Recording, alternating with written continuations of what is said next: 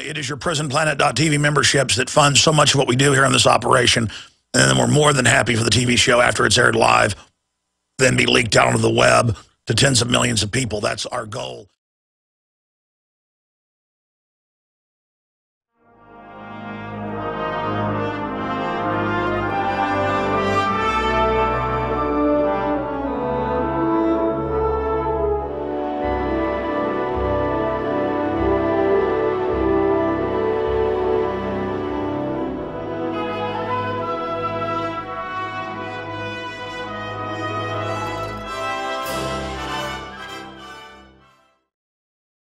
Ladies and gentlemen, we are live. Thank you so much for joining us on this Friday worldwide edition. And we are going to be here for the next 3 hours. John B. Wells, syndicated radio host on Coast to Coast AM and also top voiceover talent, always informative political mind, will be joining us to talk about all the different scandals and to get his take on it and to take your phone calls. We're going to have open phones on this Friday. Separate to that as well. And we are going to be going over all of the top stories that are up on Infowars.com and PrisonPlanet.com. And this one is a doozy, and it's hiding in plain view like it's no big deal. Military says no presidential authorization needed to quell civil disturbances. Now, did you hear that? Now, they made movies like Dr. Strangelove just about the power to nuke being taken away from Congress, which is a violation of the war powers, and transferred into the, quote, president, and then into a decapitation program where the president and the top cabinet were wiped out. Only under that emergency, under nuclear attack, would the launch codes be given to generals, and then General Jack T. Ripper launches a B-52 strike on Russia. And, of course, there was really a Plan R under another name. That was really going on in 1962, 63. That's why Stanley Kubrick made the film in 64. A real classic. With Group Captain Mandrake and George C. Scott, all of it, truly amazing. Well, now they're saying, hey, we don't need the president for massive civil unrest if it breaks out in America authorizes. Well, what does that mean? And then who's authorizing that? And this is just like we have NATO. This is just like we have NATO via the Joint Chiefs saying, we get authorization for Libya, Syria, you name it, from NATO. That's where the president gets his authorization. He doesn't need it from Congress, because Congress is the one that levies war, levies taxes, power of the purse, because it's the most diversified group of hundreds of people. This is our Constitution. And then the president, once a war bill is given or authorization for military force is given and directed, he then executes. Why he's called an executive. It's like the quarterback. The coaching staff gives him the order, and it's got to be constitutional. It's got to be in the rules. The referees are kind of like the courts. Okay. So the Congress calls the plays, the quarterback executes. Well, now the quarterback goes, you know what, there's another team. I'm not going to tell you even who they are. You know, it's just a NATO board. They tell me what plays to play and what I can do. They're my boss, even though they don't pay your paycheck. And then now the military is the players. They're going, you know what? We don't even need the president anymore. So basically it's a bunch of rogue, out-of-control government, and this could allow criminal elements in the national security system to stage nuclear attacks, you name it, in the U.S., and kill the president. There's a reason they've never allowed, in Rome 2,000 years ago with Caesar, or here, or in England, anywhere, there's a reason they've never let the military launch attacks on its own. Because it will always, look at Latin America, look at Africa, look at Asia, look at Europe's history. They will always launch an attack on the government and take over with a criminal group. And now with this announcement, they can kill the Congress.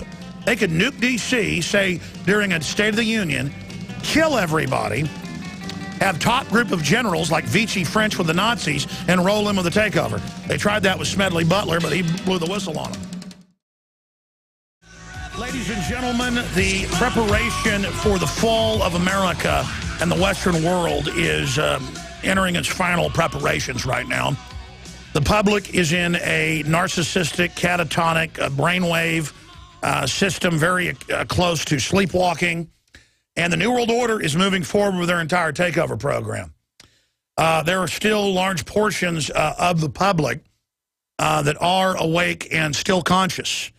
But we are in a crisis of biblical proportions for this species right now and for our entire future. There is news up on Infowars.com and PrisonPlanet.com, the auxiliary site, if you can't get to Infowars.com, that is bone-chilling when you tie it into the historical ramifications of it and the way it's just being put out there like it's no big deal. Military says no presidential authorization needed to quell civil disturbances. DOD instruction, kind of like the DOD instructed Cody Wilson not to put up the plans for a .380 caliber single-shot plastic handgun.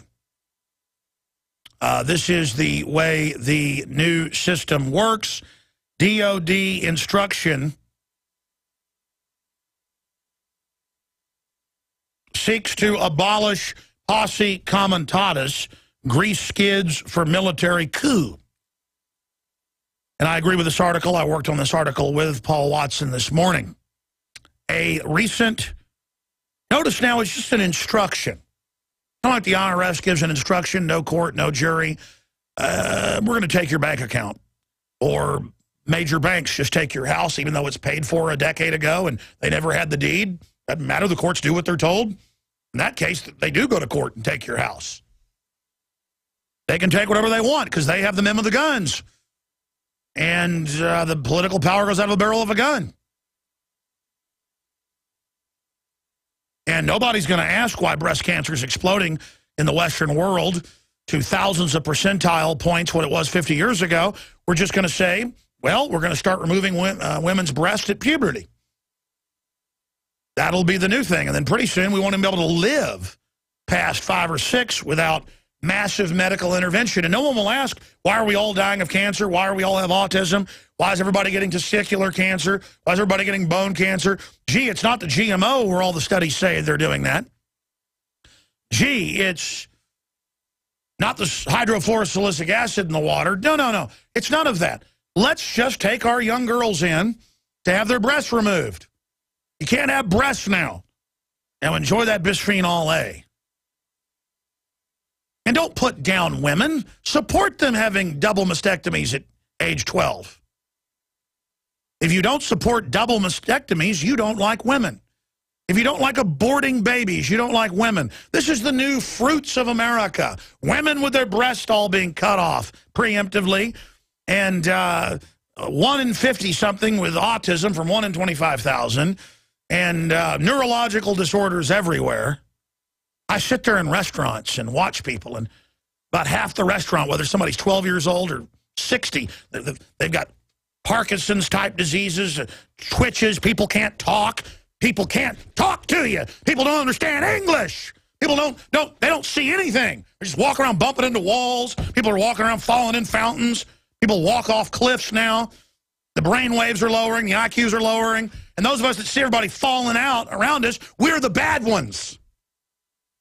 And it's going to get crazier and crazier and crazier. And the Pentagon says they're preparing for absolute civil collapse and disturbance. And they've got the Army manuals, how they're going to put you in the camps, how they're going to take your kids, how they're going to process your Social Security numbers, how they're going to put digital photos of you.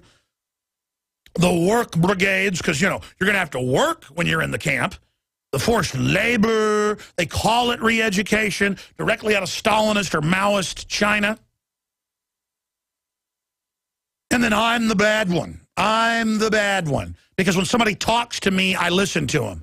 I'm the bad one because I've read the Bill of Rights and Constitution and have studied constitutional law. I'm the bad one because I've studied quantum mechanics. I'm the bad one.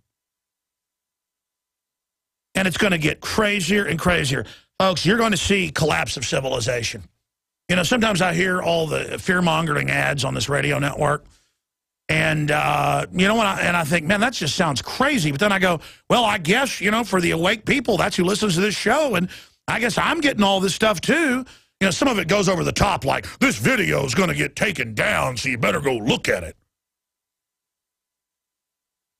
But I guess they are starting to pull a lot of the videos, so I guess it's kind of true. FM 3- yeah, we'll put that Army internment. Good job, guys, getting that. FM 3-39.40, internment and resettlement operations, February 2010. And it says, they use the term, the re-education camp. How about the, you know, next they'll use the death camp. And they're like, well, what's wrong with the death camp? And we all fetishize the uniform, and ooh, I watch the public when cops walk into a place, everyone gets scared, so they have Stockholm syndrome. Whether the cops are good or bad, everyone gets scared, and the cops sit there looking at everybody. Look, everybody's scared of me, and people come over and bow, and ooh, ooh, like you know, chimpanzees that go up to the head chimpanzee and bow before it, and I mean, it's just like, and you're all going to get what you want. You're going to get the cancer, the neurological disorders, all of it. You want death. You know, it hit me. We've killed something like 53 million babies now in this country via Roe v. Wade. 53 mil. But they're not humans. So now they're saying they're going to kill babies up to age 3. We went out yesterday in 15 minutes and talked to 30 people. 20 of them, a round number. Jakari's gone over the video. Air it tonight or tomorrow. 20 of them wouldn't talk to us. The 10 that did in 15 minutes, because that's the drill. You got 15 minutes to talk to people. 4 of the 10 that would talk to us, or 40%, we said, now we're going to kill children up to age 3 if the parents have trouble taking care of them or if the state wants to. Post-birth abortion, and they said, yes, I support that. One woman had her kids with her, with them holding her hands. Okay, we're going to kill kids. It's for a woman's right to choose. She's like, my right to choose? Well, yeah. You know, I do an evil laugh because it makes me sick. I can actually look into that world in the New World Order, and it makes me want to throw up. And it makes me want to run to the South Pacific and to the most primitive island I can find that's got like one fishing village. It makes me want to get my kids and my wife and haul butt out of here so fast. But you know what? There's no running. It's going to be worldwide. There it is. Doctors should have the right to kill unwanted or disabled babies at birth as they are not a real person, claims Oxford academic. Well, that's nothing. Look at the Journal of Bioethics last year. No one believed us on this for a week. They said kill kids up to age 3 who are even healthy. And then I was the bad one for pointing that out. It was Paul Watson discovered it.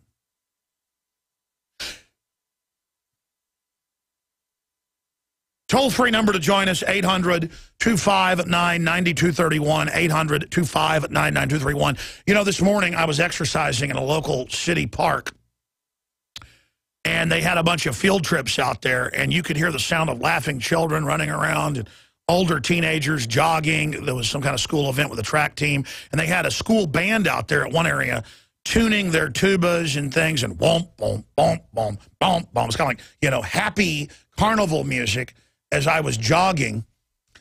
And then I sat there stretching, and my iPhone was in the car, so I didn't tape it. But it was like beautiful sun coming out, a little bit of clouds, springtime, you know, music, instruments being tuned, the sound of kids all around me, that chattering happiness. And see, there's going to be no announcements of our mass extermination. It's going to be done incrementally. There's going to be no, you know, no discussion of where's all the death coming from. It's all going to be, what's the cure? How do we fix it? Never a discussion of why is it all happening. Never a discussion of the statistics rising. Never a discussion of, you know, why do you see kids get off a bus and a third of them look like they've had electroshock therapy? And then I see the people, and I see the walking wounded. I mean, I'm sitting there and I'm looking, I'm like, my God, a third of these people have neurological disorders, tics, clearly are ill. They're even out here trying to exercise to get past this. We're all being murdered.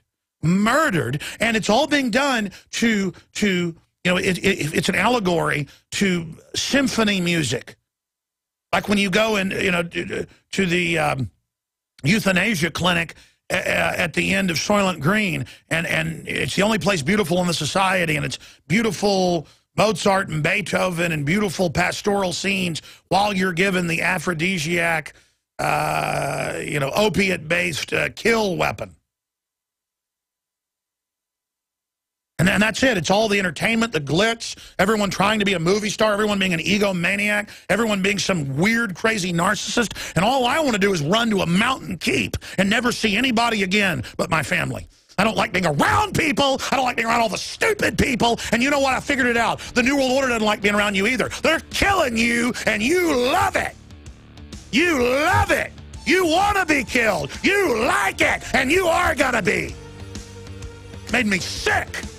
That's why Oprah Winfrey is meeting with Rockefeller and all of them to discuss population. They're discussing when do they release the bioweapons. They're discussing will they survive when they go underground. They're discussing the latest life extension technologies they're being given.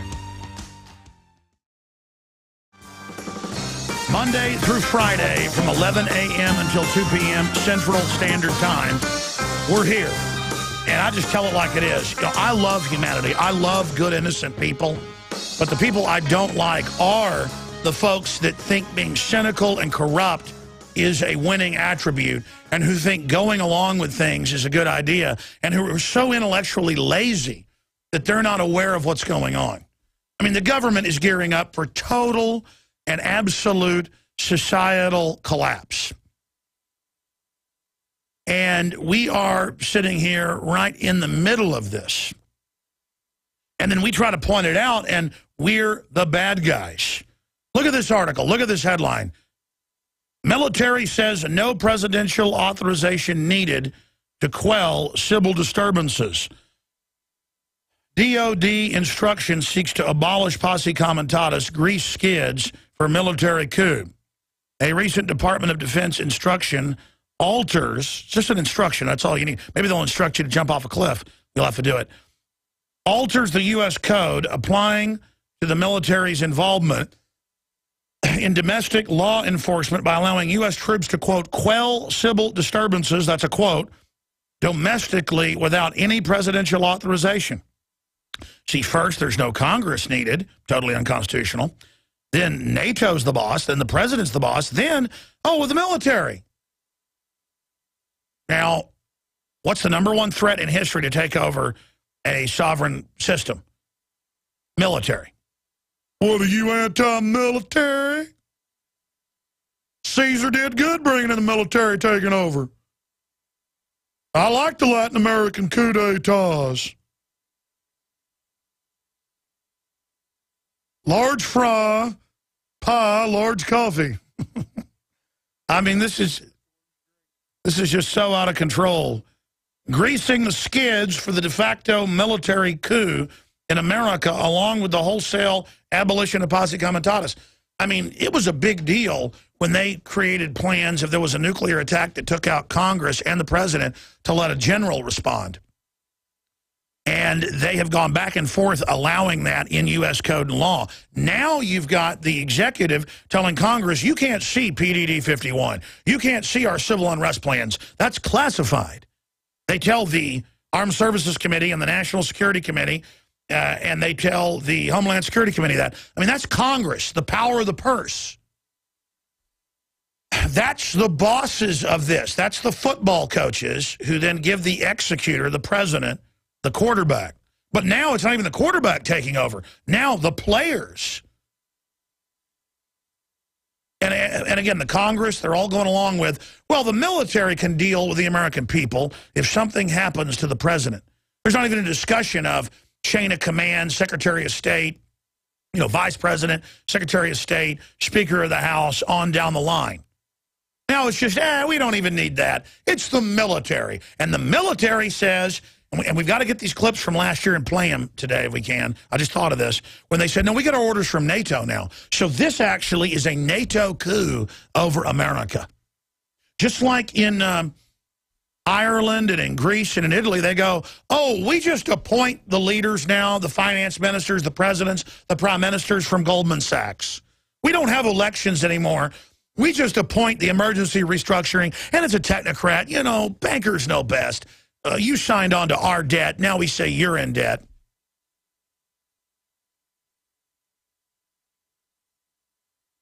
And the average person doesn't know the three branches of government.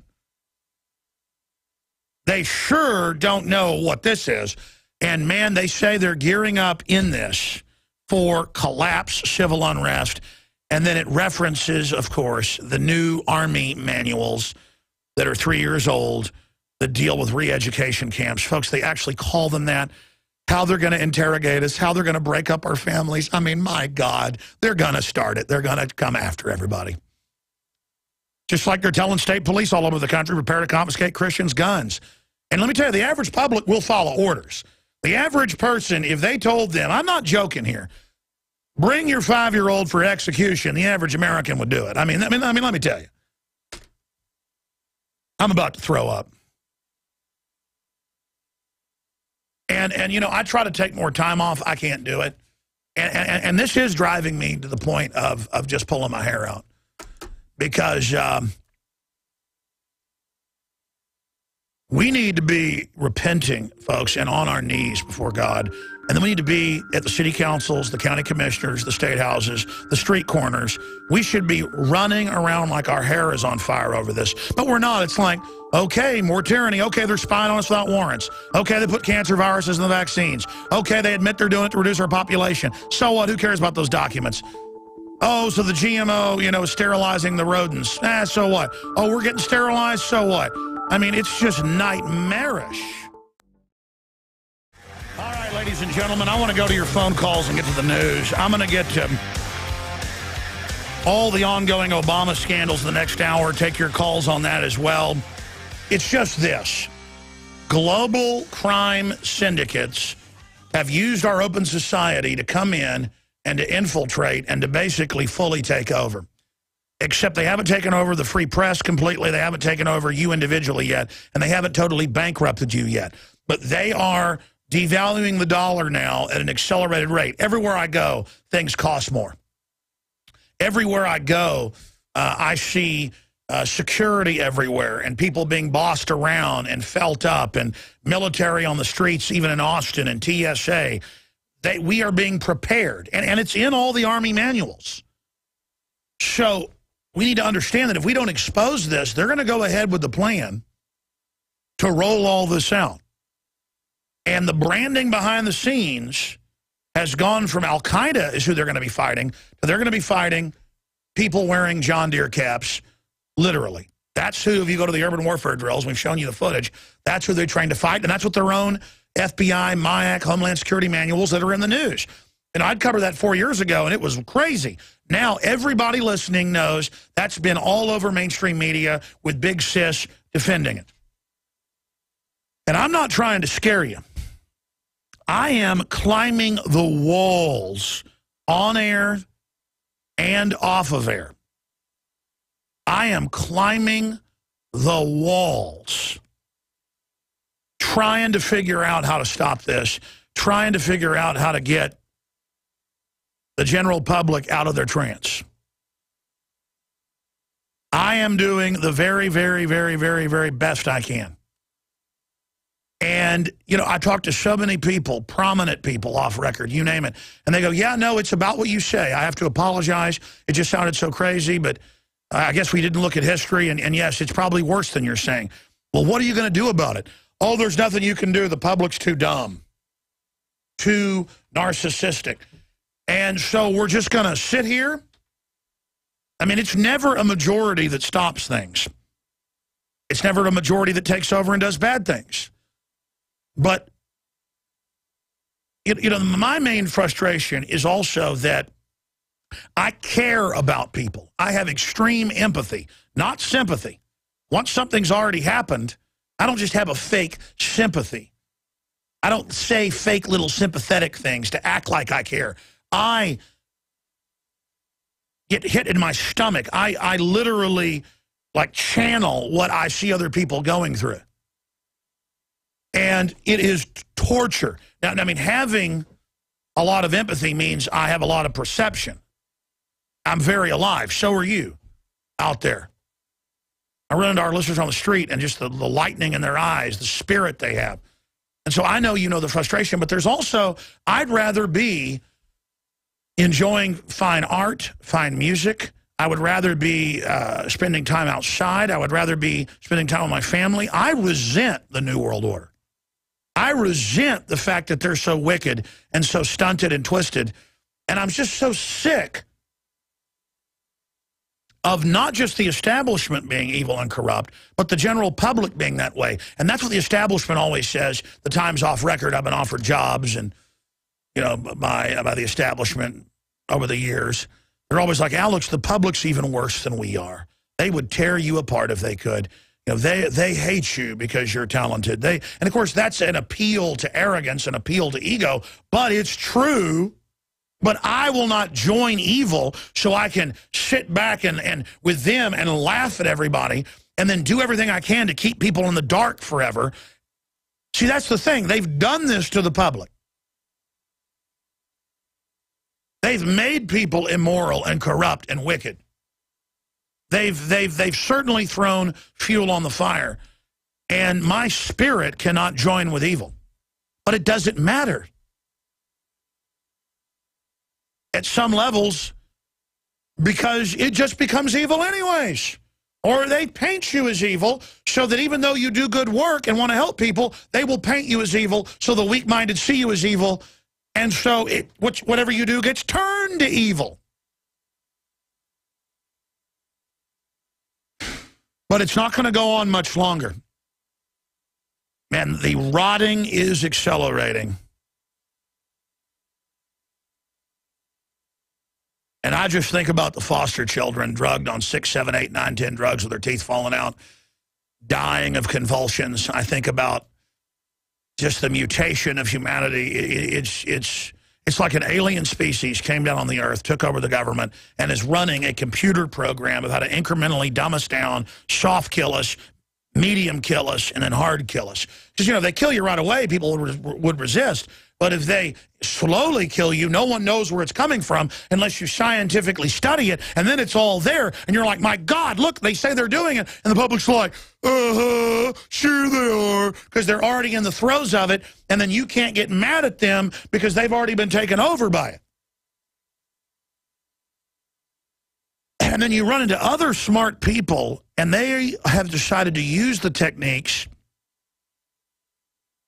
of control on other people around them so they can, quote, get ahead. And then that just adds to the whole culture of other people going, well, I'll just cheat to get ahead. And then everyone gets more and more selfish, and society collapses. I mean, we went out on the street and 4 out of 10 people said that they should be able to kill their children up to age 3. The state should be able to kill children that are healthy. That it's a woman's right to choose to kill her child. It's a woman's right to have both their breasts removed before they even have any signs of cancer. Well, if it's a right, better go out and do it. It's a woman's right to get a Gardasil shot that doesn't protect you from the papillomavirus and the cancer. The insert says it, but so what? It's hyped up. It's what women are doing. Then they go, boys, little dirty boys, you could give girls the virus. You need to take the shot. And then it turns out the shot just so happens to lower fertility and give you autoimmune diseases a large percentage of the time and kill people as well. And it's like, big deal, it kills people. Big deal, flesh eating and other bacteria are killing hundreds of thousands a year. Big deal. You know, deer all the time are jumping through car windows, killing 200, 300, 400 a year, depending on the year. Terrorism kills less than 100, but it doesn't matter. It's so sexy to roll around in fear and be scared of terrorists under every bush.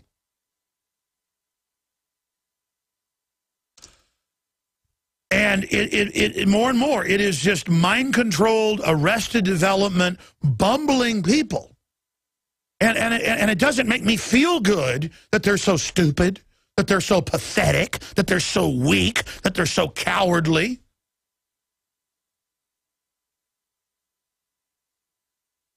It freaks me out.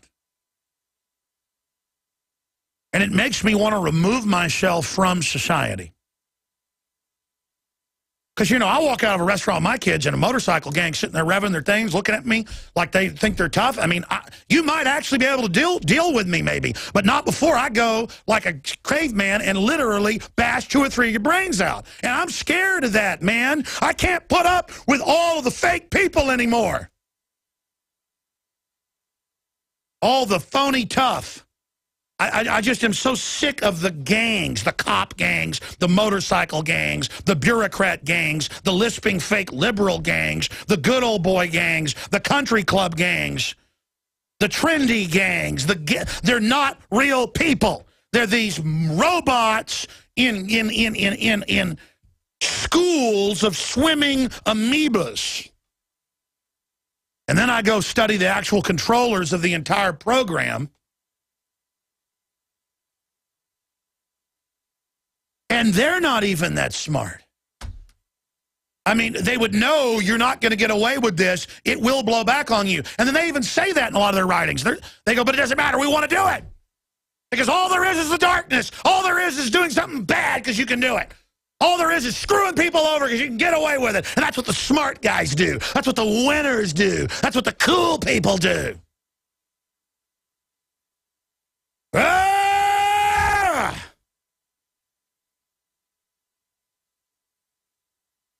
I mean, I sit here and I read these Army manuals where they're training for high treason to lock us up and torture us and re-educate us. And no media will even pick it up because that's just too hardcore. No media will pick up the paper targets where they're training to shoot little kids. And it was confirmed, but no one will cover it. But us.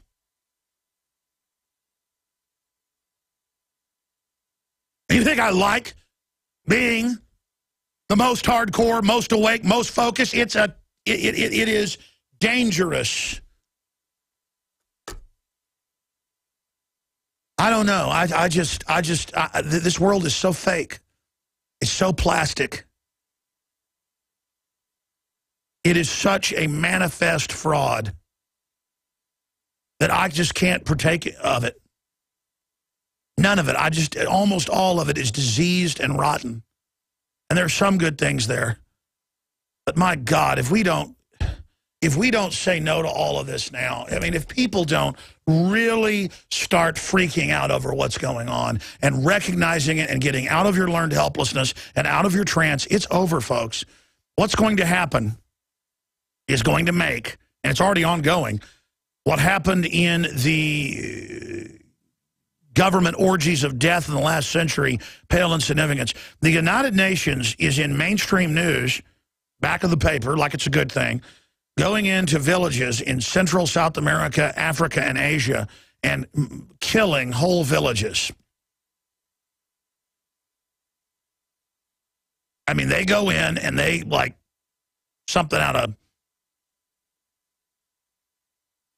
Morlocks and Eloys, Planet of the Apes, whatever you want to call it. I mean, they go in and they chase them down and they kill them. And then I sit there on the phone with, like, you know, Bloomberg writers, and I'm going, you know, our government did this and that. It's on record. We're not going to discuss that and giggle. Well, you know that the UN's doing this. Can I send you the article? Yeah, right. And it's just they're like children. They have no idea. And the people that write the articles normalizing killing people think they're like on some winning team doing this. None of you are going to get out of this. Your kids aren't going to get out of this. None of you are going to get out of this, you idiots. Oh, my God. Help me.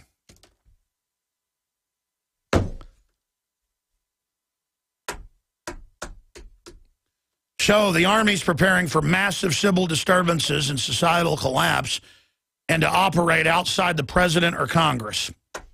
I mean, that's such a big deal.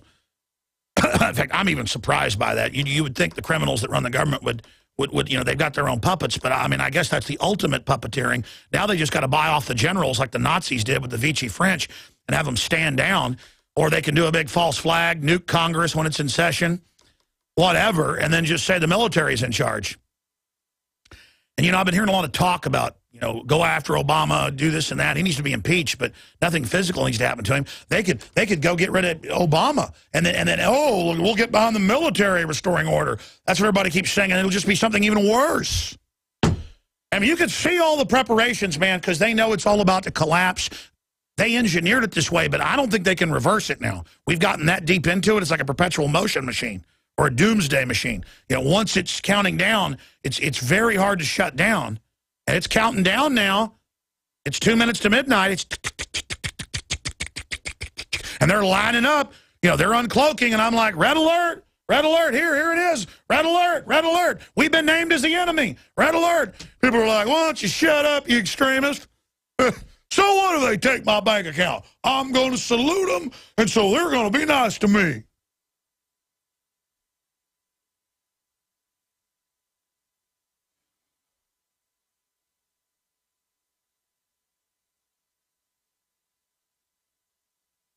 Well, what's going to save us is everybody who laughs on the surface when you really talk to them, for a minute they'll lower the laugh and look, you'll see they're scared. They're scared, they know. So at least people out there know that there's something dangerous going on. Your sixth sense that God gave you, you know. But here's the thing, you don't know how bad it really is. And only the realization of how much trouble we're in is going to get us out of this. And I'm telling you, if you study criminology, especially in domesticated populations, you can go to a horrible third world warren of crime and look at the statistics. If somebody tries to corner a woman or somebody tries to suck a kid into a van, the kid runs immediately and doesn't go. The woman fights back. You go to civilized Western nations of domesticated schlubs, 7, 8 times out of 10 in the last 30, 40 years, look at the criminology, a woman can know she's being kidnapped to be put in a van, and she still is so scared to admit it's happening, she'll go and do it. And men will do it. And that's why you can walk up to people and say, we want Nazi Germany in America to keep us safe, and so Obama can take our guns. And 9 out of 10 people in L.A. will sign it because they're scared and they just want to do what the government says. Yeah, we've actually gone out with Mark Dice and said, let's basically bring in fascist Nazi rule for Obama, and they say yes. And they know what Nazis are, but they hear Obama, oh, I'm part of the team. It's a woman's right to kill her child up to age 3.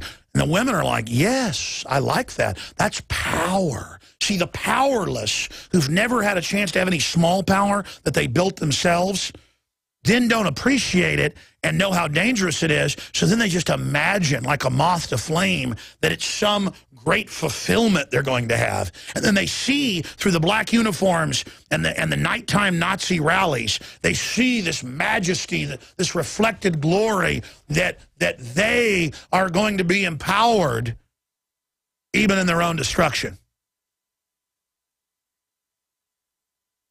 Because they were never made to hunt as children. They were never made to fight as children. They were never put through tribal rituals, good, wholesome, ancient rituals. They were put through modern rituals. When I say modern rituals, 6,000-year-old and up. Dehumanizing rituals of fraud, where the headdress is why you have status, not because you instinctively know where to take people to find the game. It's a world of fraud. It's planet hoax. And I'm just looking for people that are still human and have a soul and a heart who want to stand against this, because it's the only shot we've got. And I'll take your calls, and John B. Wells is coming up. There's so much news here on this Friday edition. All right, I have literally got, no exaggeration, like 15 different video clips I want to get to.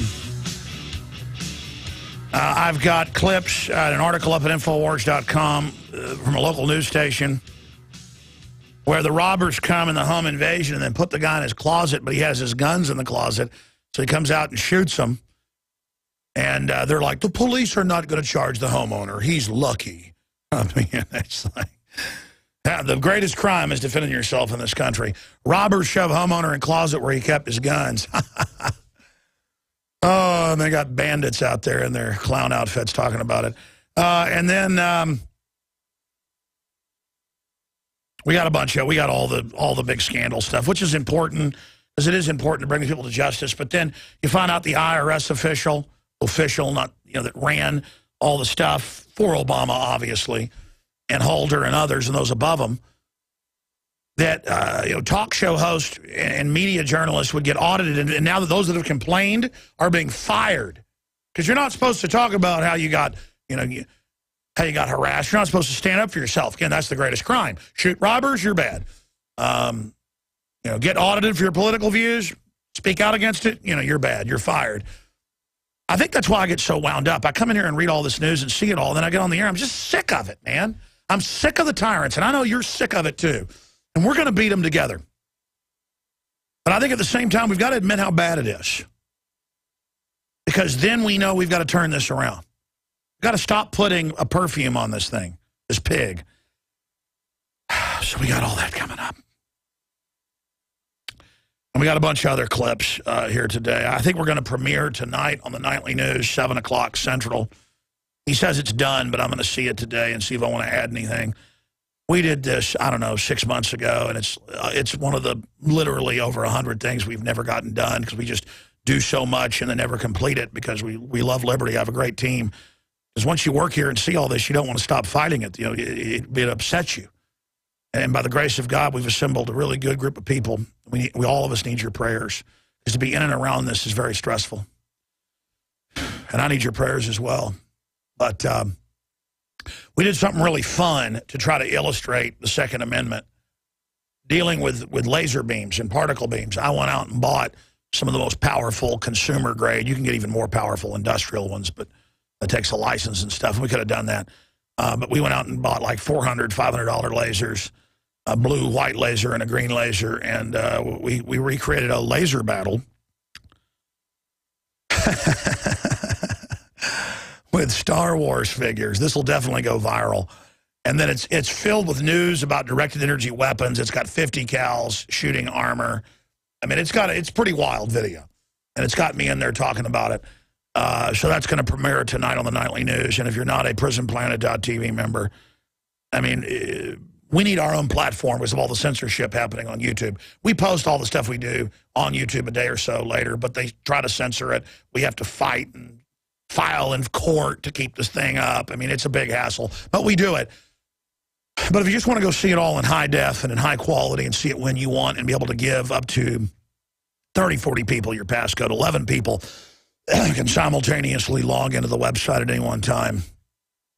But most people won't be logging in at the same time. So I'd say you can share it with 30, 40 people. Create an original username passcode with your $5.95 a month membership and share it with friends and family.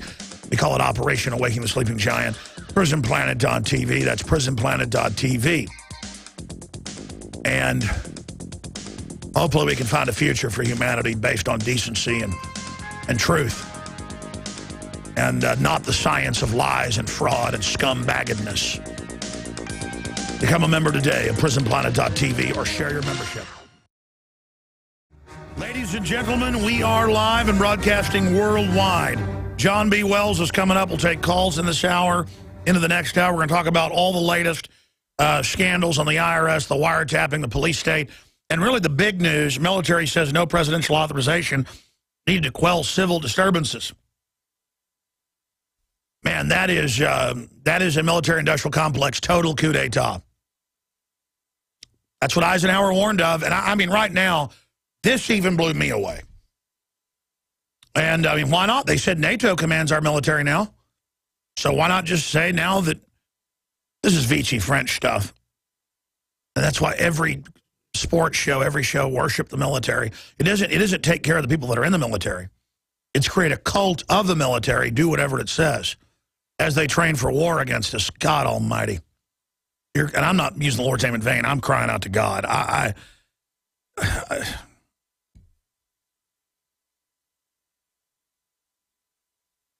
You know, I just repent to God for everything I've done, even though I try to be a good person. My gut instinct is just get right with God. I tell you, man, this is really bad. You read what they're getting ready for, civil collapse and all this stuff. Man, they're going to kill the dollar. They're going to hammer down. And let me tell you, this spoiled, rotten general public's going to go absolutely ape. Globalists know exactly what they're doing.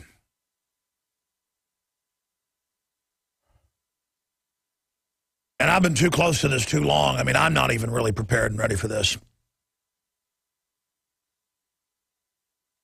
I'm going to tell you what it is. I'm tired of evil. I'm sick of evil being sold as sexy. Evil is a child sitting there in burnt brown, yellow grass, emaciated with their ribs sticking out with buzzards waiting for them to collapse and die. That's your sexiness of your evil.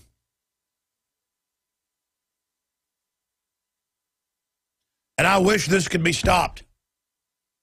You know, I get up here with bravado and just get real cynical and dark satire and try to bull my way through all this.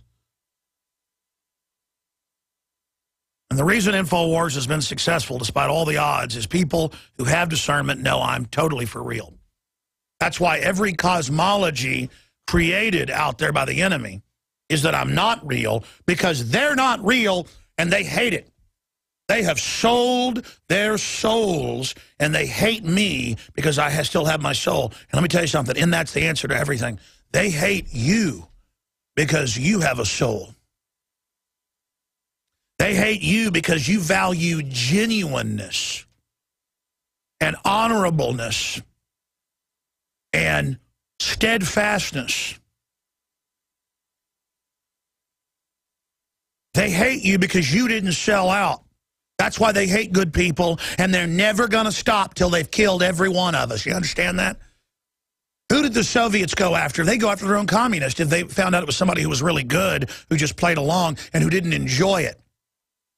And they'd go after other evil people that they were afraid of because they were so evil. They go after everybody. There's no peace. There's no rest for the wicked. All there is hell on earth. And I see too much, man. Let me tell you, I know why people don't want to see this. I know why people want to be dumbed down and want to go get drunk to forget the whole world. Because being alive is the biggest trip of all. Being aware. Having clarity. Clarity is so hardcore, people just can't handle it. You want the truth? You can't handle the truth, to quote a famous movie. We'll be right back, ladies and gentlemen. Your phone calls, John B. Wells, and a ton of news. Ladies and gentlemen, thank you for joining us on this live Friday worldwide broadcast. It is the 17th day, ladies and gentlemen, of May 2013. We've got 2 hours left. We're now into the second hour. I know XM Channel 244 joins us and a lot of other AM and FM affiliates. We're going to be joined in the balance of the hour by John B. Wells, Saturday host and very popular host of Coast to Coast AM. And I love their whole team over there, but just amazing guy. And, of course, he's got a professional voice talent, one of the top voice talents in the country. So it's not hard on the ears like listening to my show. And we're going to be talking to him about all these scandals and more in a moment. But I've got to tell listeners, if you go up to Infowars.com, right now there is giant breaking news. The Army has come out, and it showed up in the U.S. Code that they're now saying they're outside of Congress and the President during any civil disturbance, widespread or localized civil disturbances. They're calling it a rule change and an instruction. Now, DOD is telling people now you can't have your plastic 3D printable gun. No law, no nothing. The DOD orders you, Cody Wilson, last week, do not do this. They are now, they call it an instruction, but it's now showed up in the U.S. Code. And they are, I mean, ladies and gentlemen, it was bombshell, seismic, if you know world history and the Constitution, last year when the DOD in 3 different congressional hearings, the Joint Chiefs of Staff, including the Chairman Dempsey, told Congress, we don't need you for appropriations. We don't need you for war-making authority or any response. We get that from NATO. It'd be bad enough if he said from the president, who does not make war, who they execute what Congress says, because you don't want a dictator. I mean, that's treason, red alert, insane, third world dictatorship, North Korea, you know, run screaming for the hills. I mean, if you try that in communist China, they arrest you, you know. I mean, it's at least got to be the big party group. I mean, this is dictatorship. Now, what Eisenhower warned of, the undue influence, whether sought or unsought, of the military-industrial complex, controlled by a technocratic scientific elite. That was the full quote. And folks, they're now saying the DOD, and they've been all over marking their territory. Every town, every city, checkpoints, black helicopter raids, buying off police chiefs, Delta Force running free speech zones, beating people up in Seattle. I told an Esquire writer that. He didn't believe me because he was there. He went and looked at it and goes, it's in all the newspapers at that time. I never heard that. Oh, really? You didn't hear that? I've interviewed the police chiefs, you know, 15 years ago of major cities like San Antonio, where Delta Force shows up and goes, we want you to be our friend. Here's $100 grand. The police chief says, excuse me, I was in the Army in Vietnam and intelligence. Are you trying to, like, buy me in a clandestine operation? You're going to do a special forces operation on me to buy me to join you? And they said, we're sorry you feel that way. And it turned out he thought it was a test of loyalty. But he was still like, the Army shouldn't be involved. And then he found out, no. The mayor, the fire chief, they all took the money. What did the Vichy French do? They, for 5 years, Hitler quietly bought off 9 out of 10 of the general staff of the French military. The French just stood down. The Blitzkrieg was not even real. They went after the British Expeditionary Force that was there and ran them to Dunkirk. This is all mainline history. The French stood down. 2 weeks into the attack, Hitler went to Paris to survey it. Went to the Eiffel Tower, went to the tomb of Napoleon. And that's how they took over Iraq in 2003. They bought off the general staff, the Iraqis. 90+% again stood down, same number. They bought them off. Then everybody down to privates got cash. Private, here's $5,000 for doing a good job. Captain, here's $50,000 for doing a good job. General, here's $5 million. They did that to corrupt everybody. America cares about you. We flew in $50 million. We're going to serve it up to you. And then after that, they said, now you're going to run narcotics back into America, or we're going to report that 50 grand you got, Captain. The captain says, well, I didn't know you set me up. I'm not going to do that. Really? Can you talk to me in your office for a minute? Captain, get that file out for me. Boom! Right in the back of the head. Thousands of officers suicided. Boom! Yeah! Yeah! All on record. That all came out. That's what runs America. And now they've come out and said the military will do whatever it wants in America outside of the president and outside of Congress. And who runs the military? NATO. NATO. NATO. That's why we've had guests on that you know really represent the Pentagon saying stuff to Obama lately that would just blew me away. That's what's going on here. And that's all crystallizing now, ladies and gentlemen. This country is in the middle of a power struggle over who gets to be dictator. I mean, we are in incredible trouble. John B. Wells, I appreciate you coming on. Keep you a little bit in the next hour if you can do it. Got you on a little bit late here, jbwells.com. He is the Saturday host of coast-to-coast-am.com, in addition to serving as an announcer for CBS, The Late Show with Craig Kilborn. Wells has lent his voice to Oliver Stone's JFK, talk radio films, and appeared in several other movies. I'm not going to go over his whole deal. The Deadliest Catch and Gold Rush. Love his voice, love his mind even more. And he's just been kicking butt at coast-to-coast-am.com. He's got Caravan to midnight.com. What a great name, as one of his other sites. And he joins us. You know, I just went into that breaking news, sure, and we'll get into all the other news. But what do you make of that John B. Wells tied into the billions of bullets, the armored vehicles, all of it?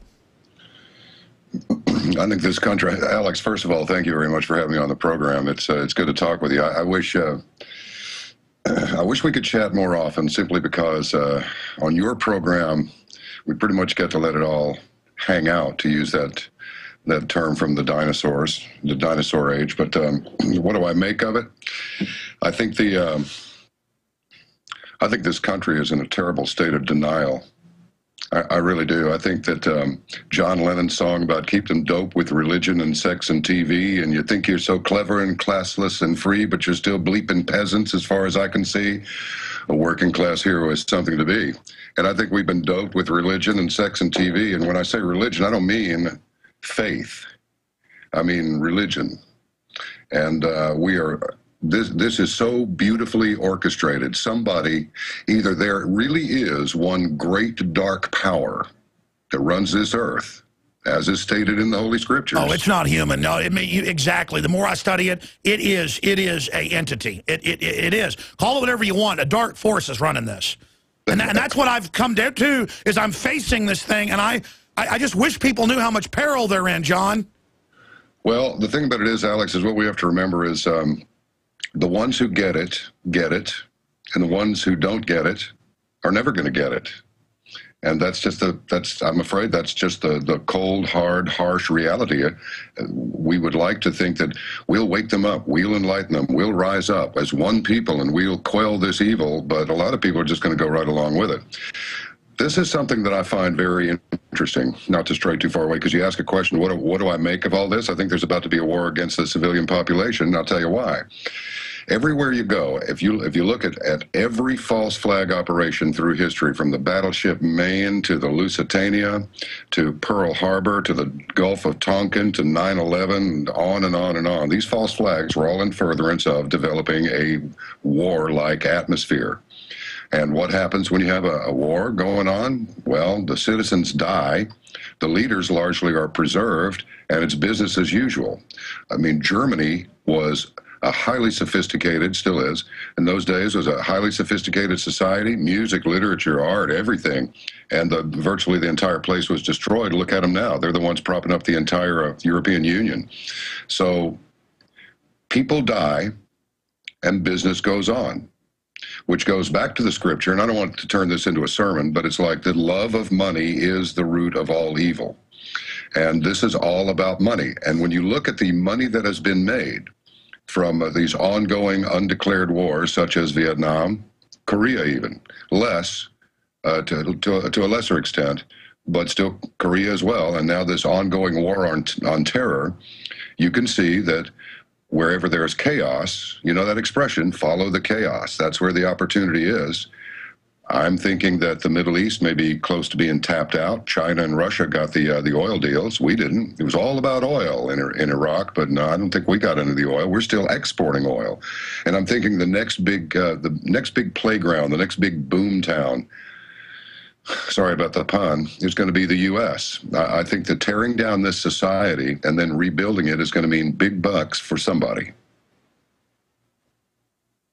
I totally agree with you, and it is very saddening to see it unfolding. But I think at the same time, it's part of a test of society and culture, and this is what makes humanity great, is the adversity. And it's been the liberty we had was so great, we became fat, dumb, and happy generationally. And so the checks and balances were so great that it held it back for a long time, but the evil grew in the secret places and got very big, and now it's out in the open, and people who've been in denial are so invested in saying that it isn't real that now they're going to deny things even as the country burns. Well, look what's going on up there in these hearings. Look at this so-called Attorney General. And look, I realize that opening my big mouth like this, and I'm happy to be in league with you in this regard, because you don't hold back, and I kind of have to, unless I'm able to come on with you. But let's look at this Attorney General. Let's stay there. Let's get into the current scandals with John B. Wells of coasttocoastam.com. Straight ahead, I'm Alex Jones of Infowars.com. This is not a game, folks. John B. Wells, host of Coast to Coast AM Saturdays, joins us right now. You were getting into the scandal that's deepening right now. Of course they're using the IRS to harass libertarians and patriots. Of course they are. You know, the lady that ran it all is now over Obamacare. Now they're going to share your medical records everywhere. You know, they're saying our military is run by NATO and is now even above the president. Well, why not? That's what it was when they said last year NATO was over it. And if they just say it in a lawyerly way, we're now in basically a military coup d'etat. And to quote Carlos from Hop, which is French for coup d'etat, you know, some gallows humor there. So, John B. Wells, you were getting to that point. Go ahead. Well, I just think that we're in a cold civil war right now. I really do, and I know that's dangerous talk. I don't think I'm doing myself, and maybe not even you, as vocal as you are about these issues, any favors by saying something like that. But I would submit to you that we are in a cold civil war. It just hasn't happened yet. You have a president up there that does nothing but deny. You have an attorney general that goes all the way back to the Oklahoma bombing. Wasn't he assistant attorney general under Clinton? He didn't know anything. He didn't know anything about Fast and Furious. Didn't know anything about Benghazi. Didn't know anything about the IRS scandal. He didn't know anything about anything. He's just deny, deny, deny, deny. Alex, I bought a book, and I've got a little story for you here in a minute. It's a quick one. I bought a little book. Cost me $50. I found one copy on Amazon. And so I bought it. It's called My New Order by Adolf Hitler. And it's mostly his speeches. If you get this book and you read it, you will see that you are experiencing virtually the same thing that's printed on these pages. But here's something else. A friend of mine in Germany, you know, I would tease him all the time about this and that, Nazi this, Nazi that. And among the things that he told me, just pieces over the years, were that he and his wife, if they speak in their dialect, their little colloquialisms and slang, the people who speak what they call bookish German have no idea what he's talking about. So I stored that piece of data. Then he said that even his dad said, "Why do you have to speak so bookish?" And I stored that piece of data because Dad thought he was just being a little bit too uptight. Then this gal came over from Munich. She was a yoga girl. And my friend said, "Stephanie speaks very bookish German." Then eventually we started talking, we just brought up Mein Kampf, and he said, "John, that book made no sense to me whatsoever. I could not understand anything that he was trying to write." The years went by, and it came up again, and he said, "John, I read Mein Kampf in English, and it made so much sense to me." And I thought, "You mean you understood what was being written?" He said, "Yes." I thought to myself, I wonder if that means that it was originally written in English and translated into German, in which case, how deep do these roots go? Wow. It's funny you bring that up. We were talking yesterday about mainline history, but it's not popularly known that our government and the British government actually funded Hitler and his rise, and that he had a peace treaty with the British and a deal with the King of England, Edward VIII, to launch World War II, and then England was going to join him, and then they double-crossed him. And that's like mainline history, but it's not on History Channel. That's right. And Wallace Simpson had nothing to do with Edward's abdication so that George could take over. Nothing at all. It's because it was generally known in those circles that Edward and Adolf were buddy-buddy. And they were. Well, yeah, he was German. But I mean, again, you're informed. It wasn't about the divorce, but the general public's like, the British were Nazis? Take Prince Philip, his cousin, the head of the Netherlands. He was an SS officer. Pretty small club, isn't it, Alex? Yeah, founder of the Bilderberg Group. Well, these people have the capacity to make very, very long-range plans. Most citizens make a plan that's the length of their latest car loan. But these people plan 50 years, 100 years. They understand that to shape a global society, it's going to take a minute to do that, because they'll be met with resistance if they try and push the agenda too quickly. So they just push it slowly. It appears that we may perhaps have been, and may in future even more so, take orders from the United Nations. And I think we know that everywhere the United Nations shows up with their blue helmets and their rifles, chaos and hell comes with them. So since when did we start taking orders from the United Nations? Since when does some universal arms treaty apply to us? Well, I don't know. The only way that we can turn this around is to make our lists and do everything that we possibly can to remove people in office who shouldn't be there. We can do this, but someone has to do the legwork. Someone has to do the research. Exactly, and the general public has to have a psychological and spiritual break with these globalists. Because remember, there was no world government, and we were kooks. Now it's here, but we're kooks because we don't want it. I mean, it's incredible. Stay there. John B. Wells is our guest. Call's coming up. You know why that was not done? There are exceptions to that rule. I do not know, however, again, Mr. Chairman, I don't know. I don't know. I don't know. I don't know. I don't know. I don't know. I don't know.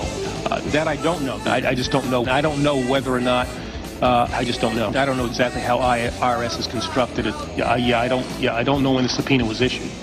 Well, I don't know precisely. I don't know. I don't know. I don't know the specific questions. Now, again, I don't know what happened. Well, either you know or you don't know. I don't know. I don't know.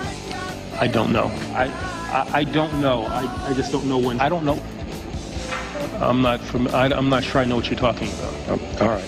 I did not know. I don't know what you all are going to ask me. I didn't know. I technically, I don't know. I don't know. I see nothing. I know nothing.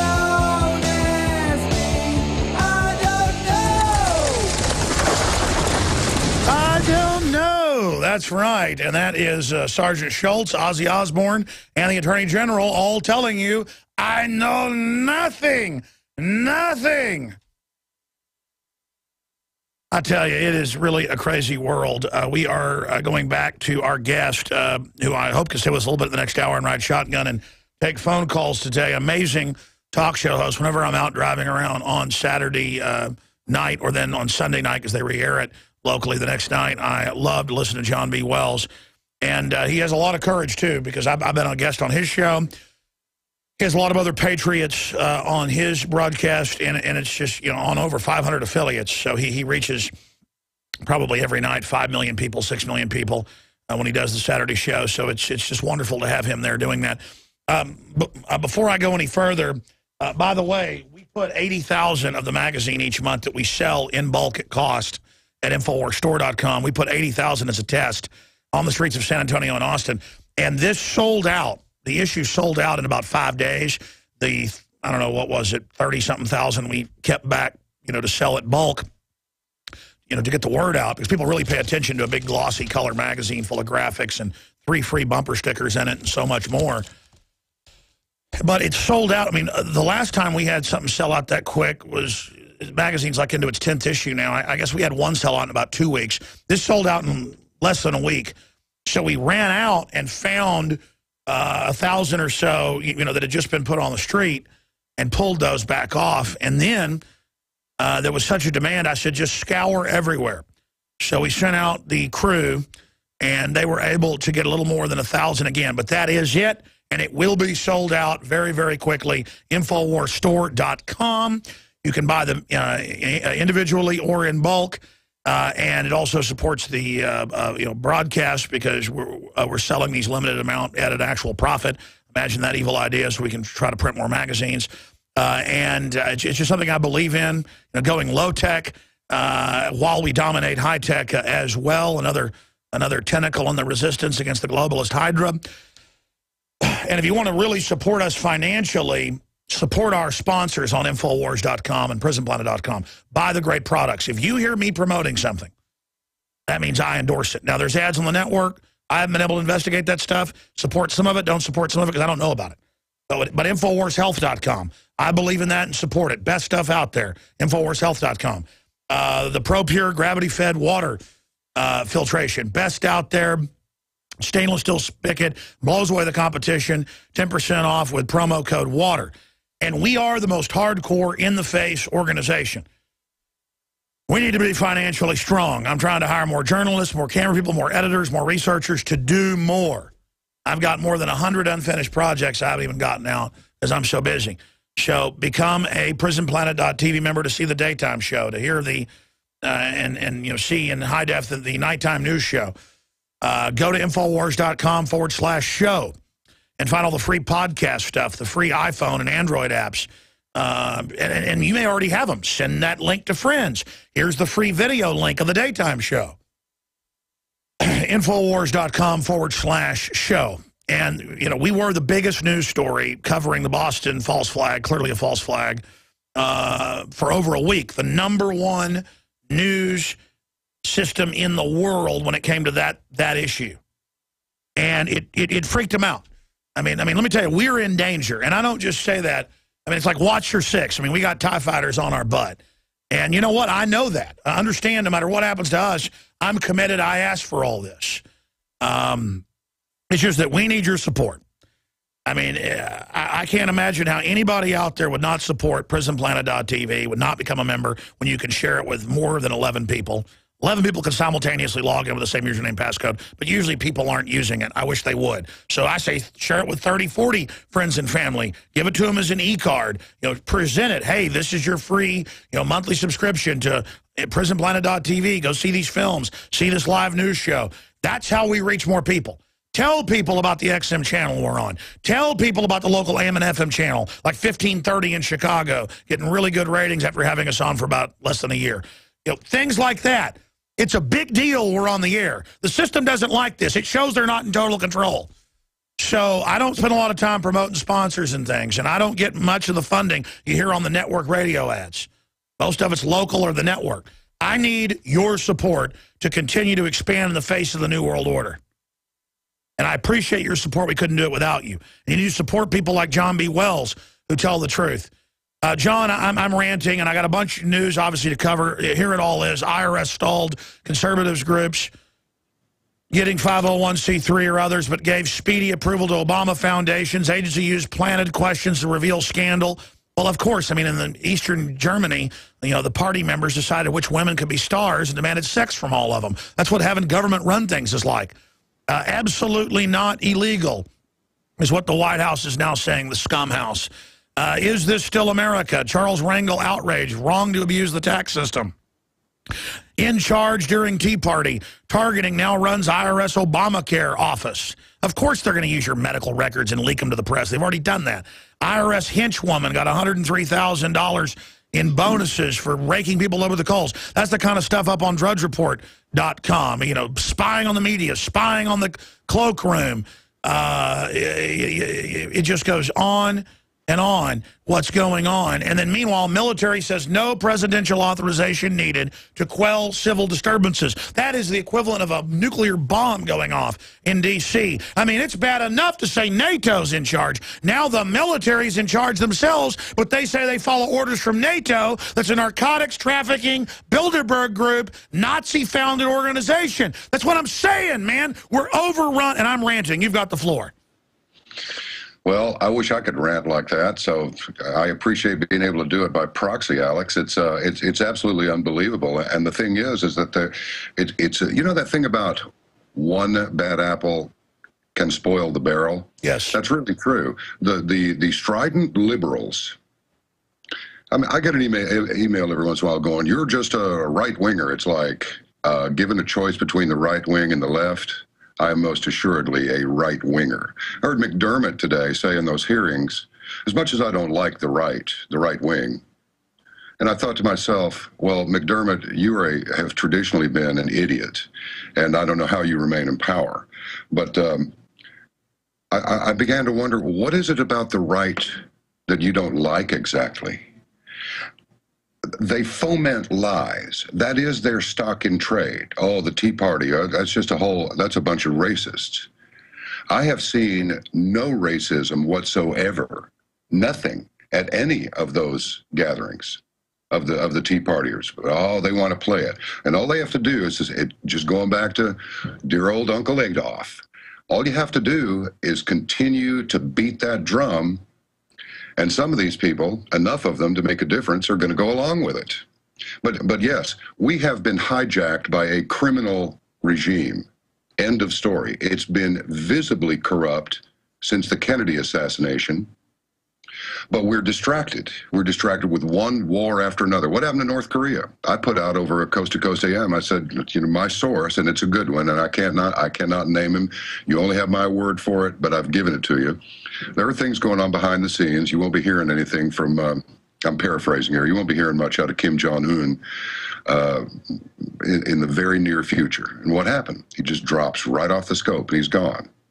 Not another word about it. One minute he's threatening Austin, L.A., and every place else, threatening Japan, all that. The next minute he's gone.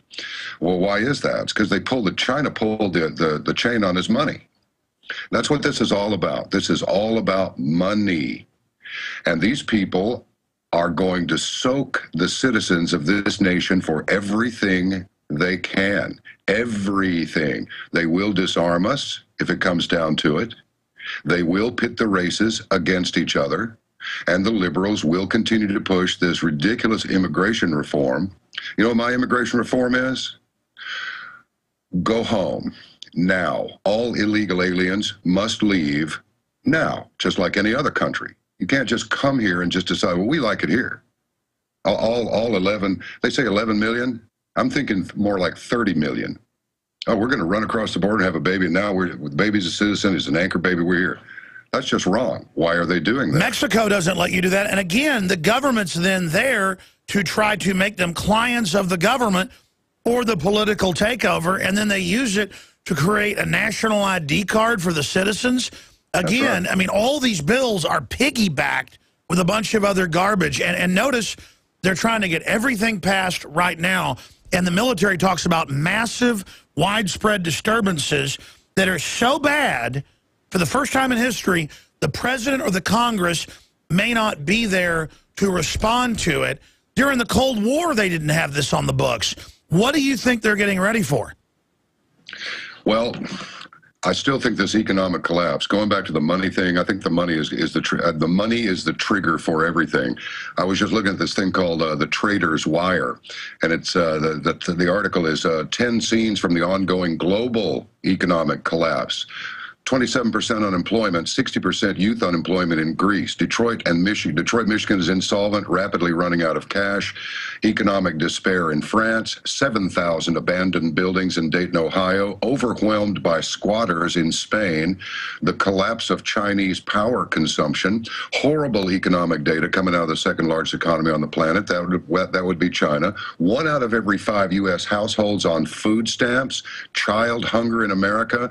The tremendous suffering of hundreds of millions of people, desperately poor people that we never even heard about. Cities are going bankrupt all over the country, not just Detroit. And then you'll have city managers paid $800,000. Yes. You know, Alex, I think what we should do is invoke that old radio bumper from back in the Stone Age, which is tell your friends about InfoWars. Tell your friends to wake up. Pull your friends into it.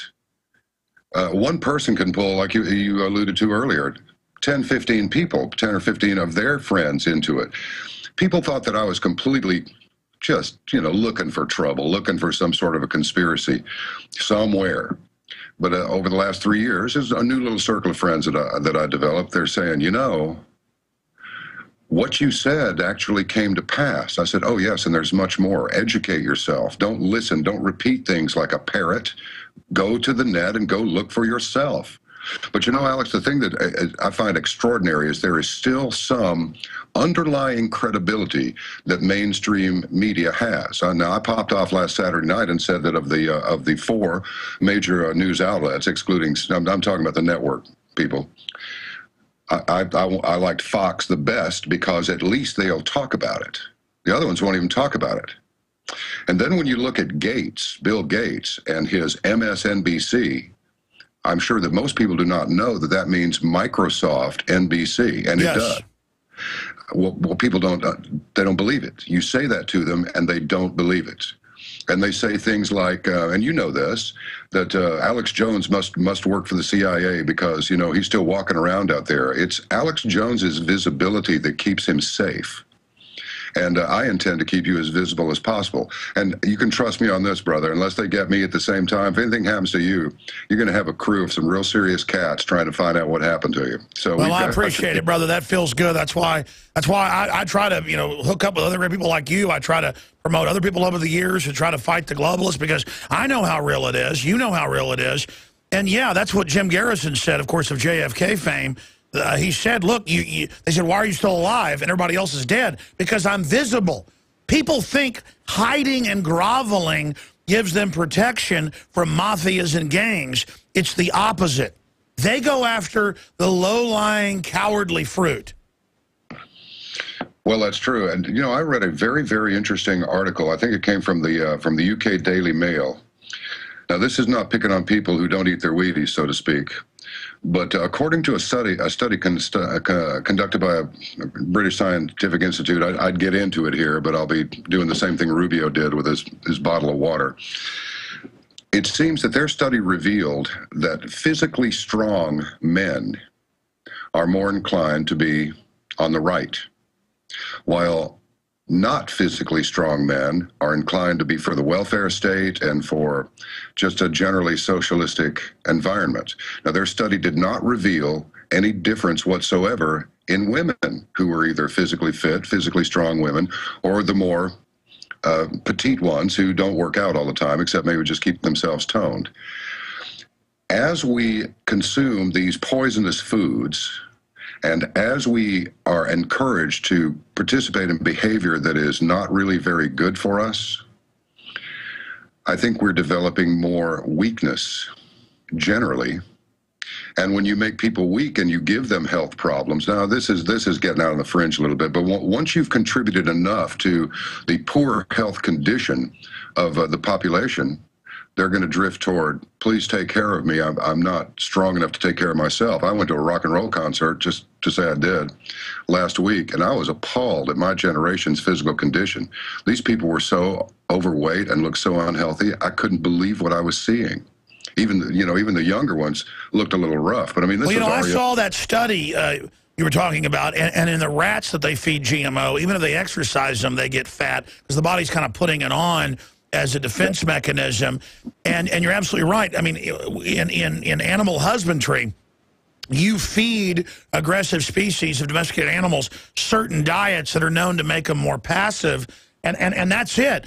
Men and women that are statist are usually so cowardly, they really believe the state loves them and is their daddy.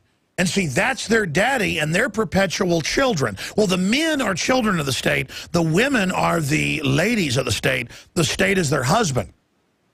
And that's actually how the Romans 2,000 years ago in slave manuals that I've covered on air described it. The women we marry to the state, and then the men will be perpetual children under the house slave that is the woman. If they can get the women to do it, I'll tell you, I gave a little tribute to mothers on Mother's Day, early Mother's Day morning, and mothers are proof positive that the women really are stronger. And what I find is that the women who send emails to me at the Coast address they email me in greater numbers than the men do. There are a lot of support from the men out there. Oh, no, I'm not demonizing women. I'm saying the women that are statist see this government as their husband, and the men are perpetual children. That's the globalist model, but I agree with you. All right, I got to apologize to callers. But, you know, it's just there's so much news to cover. I want to go to Steve. I want to go to Casey, Yote, Eric, Phil, everybody. We're going to get to you. You've been holding a while. After they leave us, other people can call in. We'll have John B. Wells with us, riding shotgun for the whole next hour to cover news and take your calls. I want listeners to understand something, though, because I come at this, what John was just talking about, from a position of being angry at somebody trying to make me and my family a slave. And when they're doing it to you, I take it personal. Because if it can happen to you, it can happen to me. That's called empathy, folks. You know, I mean, I see something happen to somebody else's kids by the government or a group, I take it like it's my kid. Okay, and I know why people get callous and manipulative, because it's painful to sit there and really have empathy. But you know what? You're alive when you do. And the so-called left are a bunch of authoritarians. They're an authoritarian cult. The right is their placeholder. It works with them, but it's not really a real right wing. You know, if you use that term, pro-gun, family, that's all talk too, to move the paradigm over. They're really authoritarians with a globalist, technocratic agenda. That's their own words. And they are hell-bent on radically transforming humanity into a system they control to reduce population. So this doesn't end at a good place. You know, they're not breaking eggs to make a great utopian omelet. It always creates a nightmare because that's what they want to create. You know, Jeffrey Dahmer created his own little heaven. It's a nightmare for you or I, a heaven for him. And, you know, I get up here and tell it like it is because the reality is hardcore. John B. Wells, we're going to go to break here. Got a 5-minute segment coming up, then a 12-minute segment, then a 6-minute segment, then an 18-minute segment, then a 5-minute segment. But that's what's left in the broadcast today. But I want to start going to the calls when we start the next hour. And we'll go directly to them until we go through a couple boards of them. But you've heard what I've laid out here. What else is on your radar screen? And I agree with you. I've noticed it's women that are the most charged up and aggressive against the New World Order who get it. So I wasn't scapegoating women as bad. And I know you weren't saying that. I want to clarify it. Hitler said first you get the women, then you've got the children, so follow the men. As you know, 80% of advertising roughly in the West is targeted at women because women make most of the decisions. And I mean that's the way it's been in every culture. And so that's why women are targeted. That's why I bring up the women. Your comments on that? Yes, and I didn't mean to suggest, however obliquely, that you were doing that. So let me just make that perfectly clear. No, you were not doing that, and neither was I. What I'm saying is, ladies, here's the fact of the matter. You have more power than you think. I understand. I heard a guy say something one time. I'm going to go ahead and blurt this out, Alex, that he never heard such language coming out of people in his life, in his restaurant. And I said, what do you think is doing this? And he eventually said, the attempted exploitation of women, that's been going on for a long time. But he suggested that this was a gentleman's club mentality that these men are trying to impose on women in general, and making these, shall we say, exotic exhibitionists something to look up to, as if they have to conform to this algorithm. What I would suggest is, women, take charge of your men. I'm going to go back to scripture for very briefly. A lot of women take exception to well, you really think that we should submit to our husbands? Bad interpretation. You submit an application. If I say, Alex, I would submit to you that Eric Holder needs to be thrown out of his office. Submit means to bring to. All that scripture means, my interpretation of it, is that you bring your problem to the old man, tell him what you need, including if he's messing up, which he is. Absolutely. Stay there. Ladies and gentlemen, we are now into the third hour of this worldwide broadcast. I'm going to cover a ton of news with John B. Wells, syndicated radio host with coast-to-coast-am.com. And I appreciate everybody holding. Let's go through calls for about 30 minutes, then back into news and analysis with John B. Wells. He's going to be riding shotgun with us. This is a short little segment because for years stations didn't want to carry the news, so I do this 5 minutes, but it's a weird clock. We're going to be changing it to the regular clock soon for everybody, just so they know that. Steve in Florida, you're on the air. Welcome. Yeah, good afternoon, Alex and John. Alex, first of all, I called to talk about the corruption of the court system, but I just wanted to say first, I can so much relate to you. I've had people say, oh, you're so fanatical. I don't understand you're the intensity, and you're driven, and it just seems like you're just so zealous for all this stuff, and it's just basically because the majority of people I encounter, they are so asleep when it comes to what's going on, and they're in the matrix instead of being outside of it, and so they can't see the truth. And, I'm reminded that God says he'll send them strong delusion that they should believe a lie, and the reason is not because God wants people believing lies, but they chose that. It's like God hardened Pharaoh's heart after Pharaoh. Well, no, yeah, the Holy Spirit quits knocking on the door. It's like, okay, you consciously want this. But I mean, that's it. Look, being alive is intense. If I'm at home 8 o'clock at night hanging out with my wife, I'm relaxed watching a movie. But when I'm really focusing on this news and stuff, I would be giving into it because I have those thoughts where I go, maybe it's just the way it's always been. It'll be all right. It'll work itself out. But it's not. It's getting worse. John B. Wells, you ever catch yourself trying to whitewash it yourself in your own mind?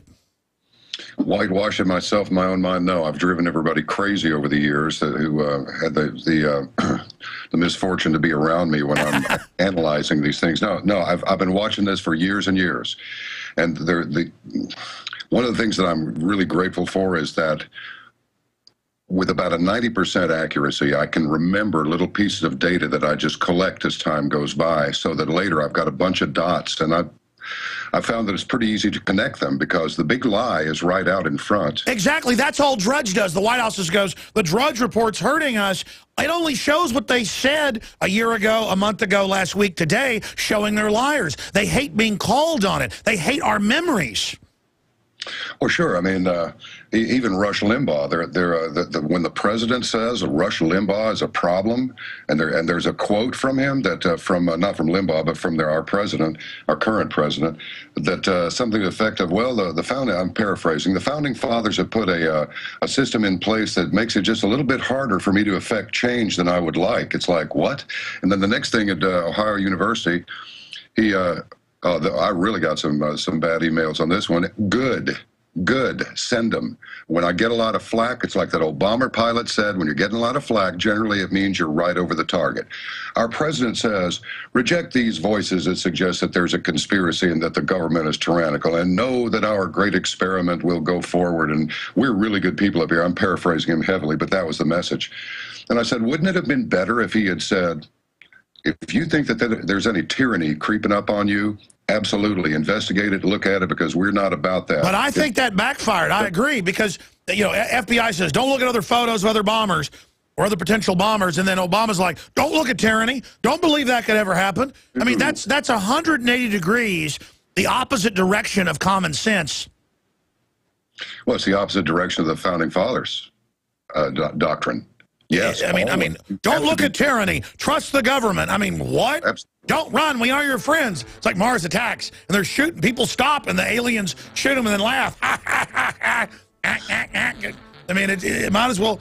I swear, if the media told the public to submit to, like, aliens eating them, they'd probably bring their kids. The aliens are here to only eat one of your children. People would line them up and go, I come in peace. Eat my child. And the alien's like, thank you. I come in peace as well. Bite into him. We'll be right back with John B. Wells. Thanks, caller. Thanks, Steve. Casey, Yote, Eric, Phil, others, your calls are coming up. Monday through Friday from 11 a.m. to 2 p.m. We're here live, back Sundays, 4 to 6 p.m. with the Sunday show. InfoWars Nightly News, 7 o'clock Central Standard Time every weeknight. Again, thank you so much for joining us. We're taking phone calls right now in this open line third hour. And then we're going to continue to get into some other reports I haven't covered yet, like robbers shove homeowner in closet where he kept his guns. Important article up on Infowars.com. You can also see a promo video for some of the other gun shows I'm producing. They're going to come out in June. I'm also going to be going to Bilderberg to cover that. That should be extremely interesting.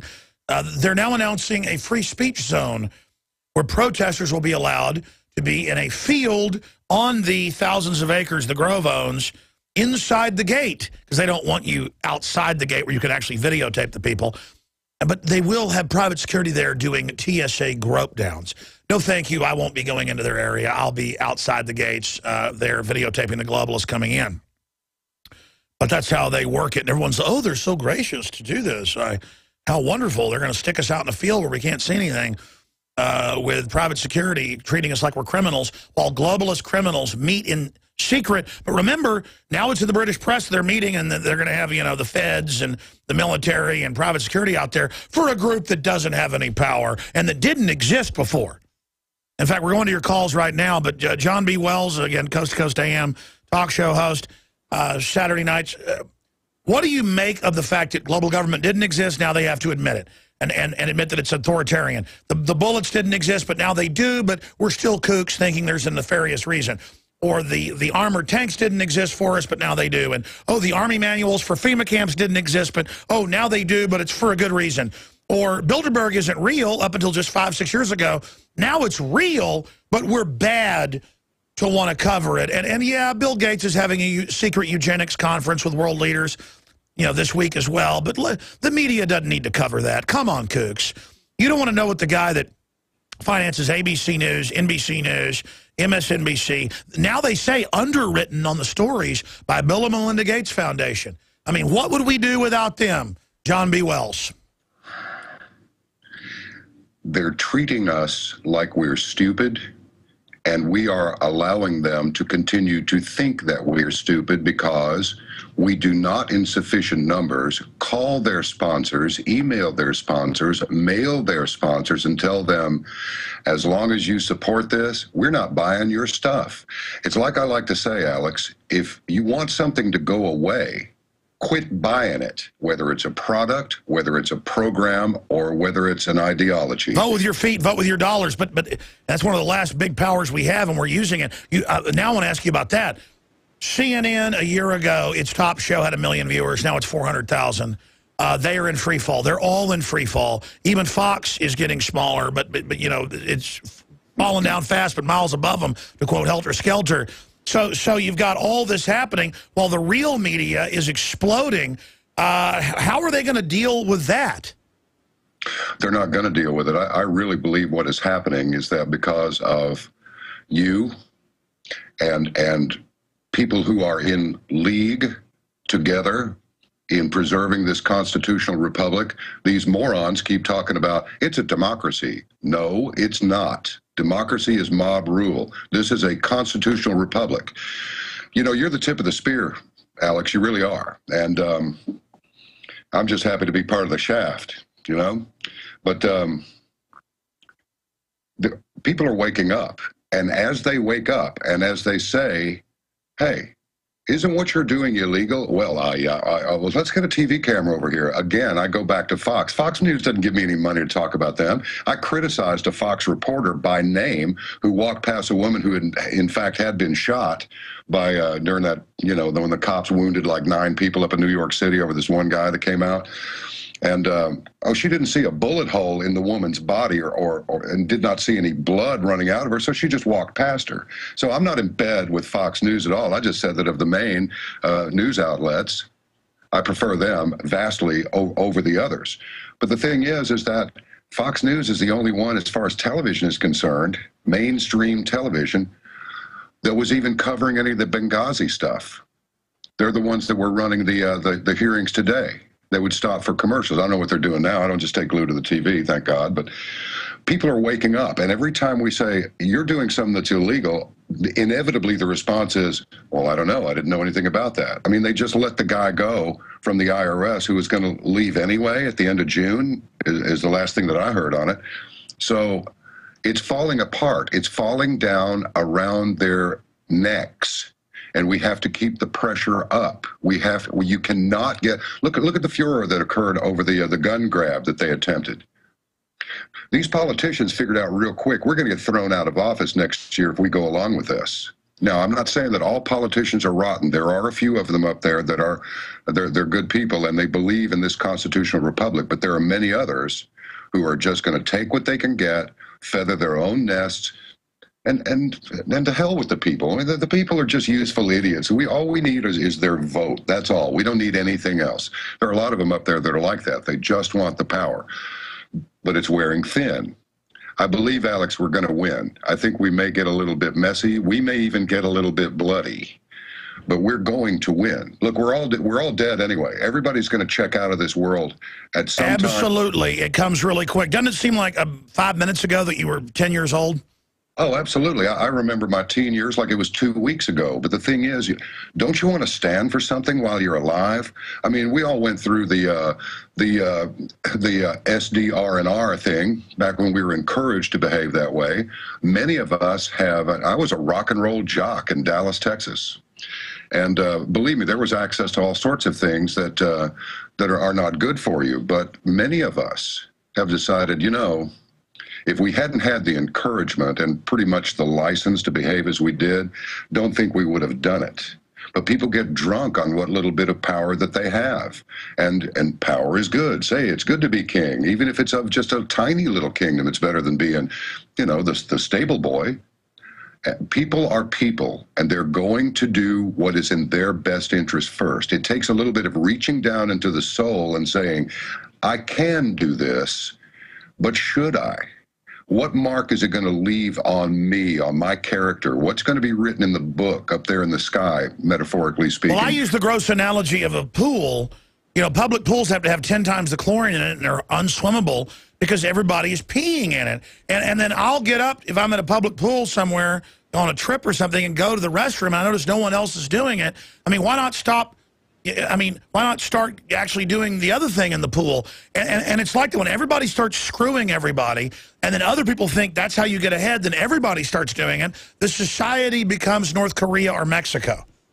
Well, yes, that's absolutely true. And to allow a cadre of and when I say anti-American, what I mean is anti-constitutional republic, the only country that's ever existed in recorded history that had this kind of governance by the people, of and for the people.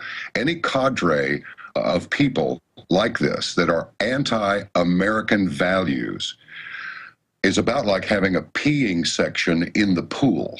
That's right, or something else. It's even worse. It's like putting the sewage, the sewage pipe directly from the bathroom into the pool. And then who's the IRS go after? Those that, quote, teach the Constitution. That was actually in the Inspector General's, that the thing was, are they talking about the Constitution? It's like police manuals. They make frequent references to the Constitution, put them in the terror database. Cops, you swore to that, you idiot. And I know most of the cops aren't idiots and know that. It's just we're in so much trouble, man. It's so obvious the bad guys are the ones that demonize the founding documents. Let's talk to Casey. Sure, old white guys, they call them. Who wants to listen to a bunch of old white guys? I mean, what is that? Okay, well, they said we should be able to own guns, property, have warrants to come in our house, a lot of good stuff. I don't care if they were old purple guys or green guys. Casey in Texas, you're on the air with a couple old white guys. Go ahead, Casey. Alex, John, first of all, thanks for having me on. John just said something that, and I was at a cross point about 3 weeks ago, something really important. Don't you want to stand for something while you're alive? And I know you don't like to be thanked, Alex. I know that, but I do have to personally thank you, and I'll tell you why. That Pierce Morgan, when you were on that interview, and you said, if you try to take our guns away, the Republic will rise again. And that stuck out in my mind so much, it inspired me. I wrote a song. It's called The Republic is Gonna Rise Again. It's Gonna. It's already out on iTunes. I made a YouTube video. But that song, it pretty much covers everything, the RFID chip. Well, yeah, and I told him, if you push too hard, you'll wake the slaves up, and then it's game over. And he had 2 million viewers that night instead of like 600,000 at the time. Now it's 400,000. He is hemorrhaging out, but they won't have me back on because they said, we didn't like the message you put out. I knew it was going to be big. I told my whole family. Of course, my dad's still asleep. He wouldn't listen, but, I have a kid with autism, and that makes me mad enough. But by listening to that, it really inspired me to write The Republic is Going to Rise Again. I'll tell you exactly how they're going to bring the RFID chip. And if I get killed for this, they can kill my body, but real Christians don't die, so my spirit will go to heaven. But this is what they're going to do. With all these celebrities you see coming out that gun control and everything. Oh, yeah, if a woman chops both their breasts off, all the other people run out to get it done immediately. They'll all come out and say it's the trendy thing to have a chip. That's what VeriChip said that 12 years ago they were going to use that. Go ahead. Well, what they're going to do, they're going to use people that can influence public opinion like Oprah Winfrey, and they're going to get chipped, and they're going to say, look, I got it. Isn't it cool? You can get it, too. And they've already done that. They've already done that. They're already giving special forces chips for at least 5 years. And, again, I'm sad for women that get breast cancer. I've had it in my family. It's terrible. I hate it. They try to use the celebrities to say, turn your guns in. They've done that over and over and over again. But I'm glad that you raised that, because Angelina Jolie was into hurting herself, into darkness. You can look this up, into blood, into weird, dark, occultic stuff. Very screwed up young lady.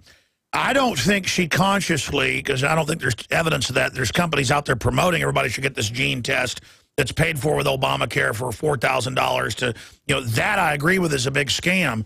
But to take both their breasts off because her mother died of this out of the fear, why aren't we asking why is it exploding chemicals in the environment then triggering predisposition in genetics? We already had these genetics to have breast cancer. Why is it up a couple thousand% in the United States, leading the world in the last 50 years? Because we know it's the bisphenol A. We know it's the GMO. It gives breast cancer to female rats, to female guinea pigs.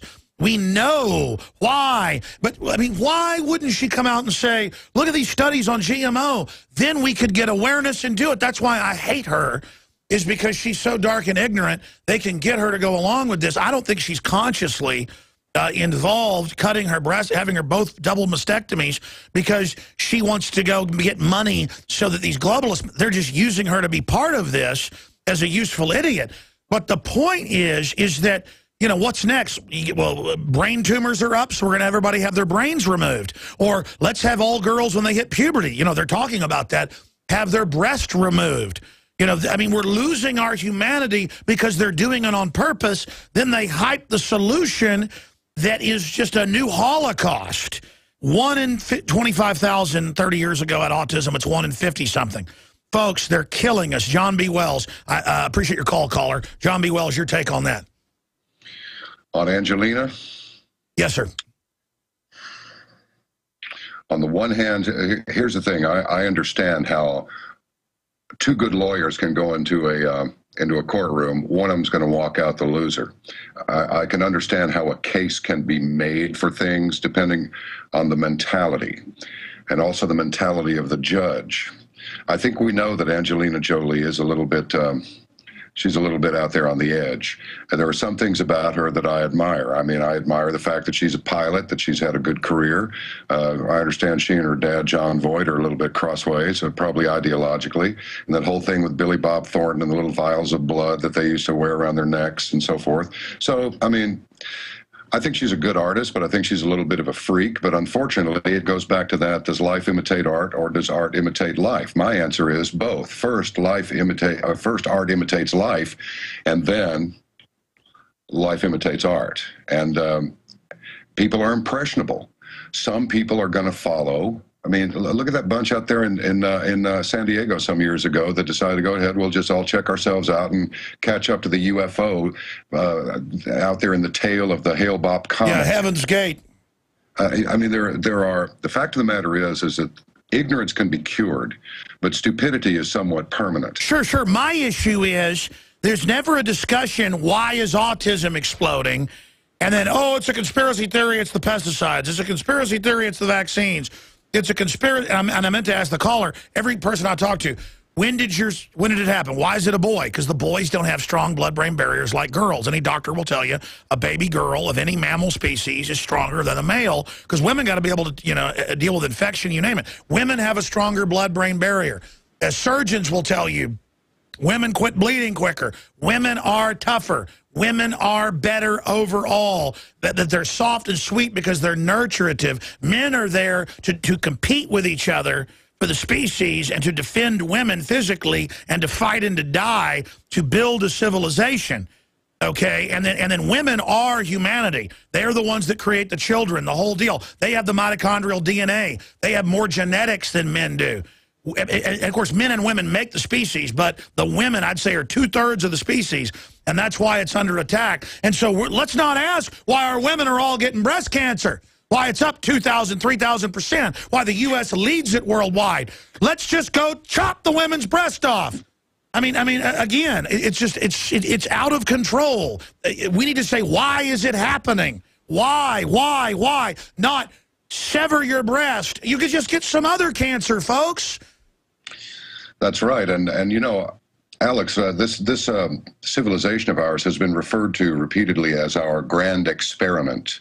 And I would submit to you and the audience that... Mad scientists are running it? Well, yes, to a degree. I'm sorry, grand experiment. No, I'm with you. That's really kind of where I was headed. It's the next experiment is to see what it will take to dismantle a free society. People aren't even aware that, and I don't want to offend any servicemen out there, but I went through the Vietnam era. I carried a 1A draft card. Sorry about that. They just never called me up. It's the only reason I didn't go. It's probably good that I didn't. I'd probably still be in Lucy's Tiger Bar somewhere. Or Tiger Den. But the thing is we now have a mercenary army. And when I watch these commercials roll over, I mean, let's just think about what we're seeing and how numbed our brains and our perceptions are becoming. If you look at, I mentioned them before, the Fox News outfit, I'm looking at that, and the next thing that I see is either a Wounded Warrior Project, which of course our soldiers should be helped. Anybody should be helped. But they shouldn't be sent for 5, 6, 7 tours and given deadly drugs. But then the answer is, oh, feel sorry for them. Absolutely. You know, like that makes it okay. And I'm sorry, go ahead. Well, no, and then speaking of drugs, the next thing is that, did you take any of these drugs that, by the way, the FDA approved? Well, if you suffered death, dismemberment, injury, or otherwise, you may be entitled to money damages. Here, call this law firm. We specialize in this stuff every day. And then, oh, this medication has minimum sexual side effects while it controls my depression. And here's something else. And you listen to all these diseases that you may be liable to contract if you take this drug. And by the end of the commercial, you're asking yourself, why would I take such a thing? From beautiful toenails to, oh, I've got COPD, to, I mean, pick something, some ailment, real or imaginary. There's a drug for it, and the next thing you see is, oh, it's a bad drug, call this attorney. This experiment is turning somewhat nasty. I do believe that we will win. I really do. But we're going to have to wake up the army. People are going to have to, you can't just get mad in spurts. There are a lot of screens up. I understand this. There are a lot of issues to deal with. IRS, gun control, immigration, and let's see, what are you feeding us? Why does the state make people put fluoride back in their water after the municipalities decided we're getting rid of it? UCLA released a study 3 or 4 months ago that said, fluoride in water retards the mental development of children, period, end of story. It does. Well, it's still in there. So we have to rise up. We simply have to rise up. We have to do something. Your government is not your friend. And that's the thing. The public's already so mentally deficient now from 60 years of hydrofluorosilicic acid, fluoride, that they can't even get upset. And if you go to the city council with Harvard scientists, they literally, the mayor laughs, and they all will turn their chairs around and giggle. Mm-hmm. And I mean, these guys' grandkids are all getting their pineal gland shot. But it's like they think laughing about it will keep them safe. So the banks are like, we'll take their pension funds. They're going to laugh at that, too. Hey, they said NATO can be the command of the military now. How about just say the military's now in command? Yeah, how about that? I mean, it's all just like, you know, I've been there, and I've seen the videos when we fly in, Harvard scientists and you know, you name it, and it's in the New York Times having to admit, okay, 20-something studies, it doubles this cancer 7-fold, the bone cancer, brain damage, destroys the sperm, blah, blah, blah, diabetes, blah, blah. And then I go to the city council. Here is the scientist who just give this, and the city council goes, we're going to be in our chambers. You go ahead and have your citizens communication. And the mayor laughs, and you're like, I mean, well, men like you,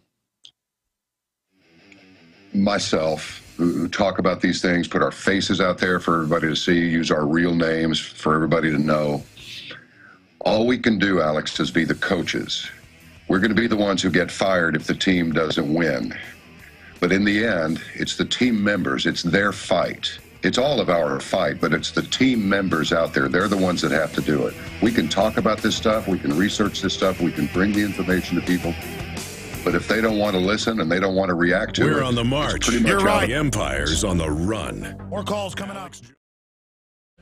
All right, I've got some financial news I want to hit. I want to play a piece of a newscast where robbers shove homeowner in closet where he kept his guns. Yeah, you don't want to shove me in my closet.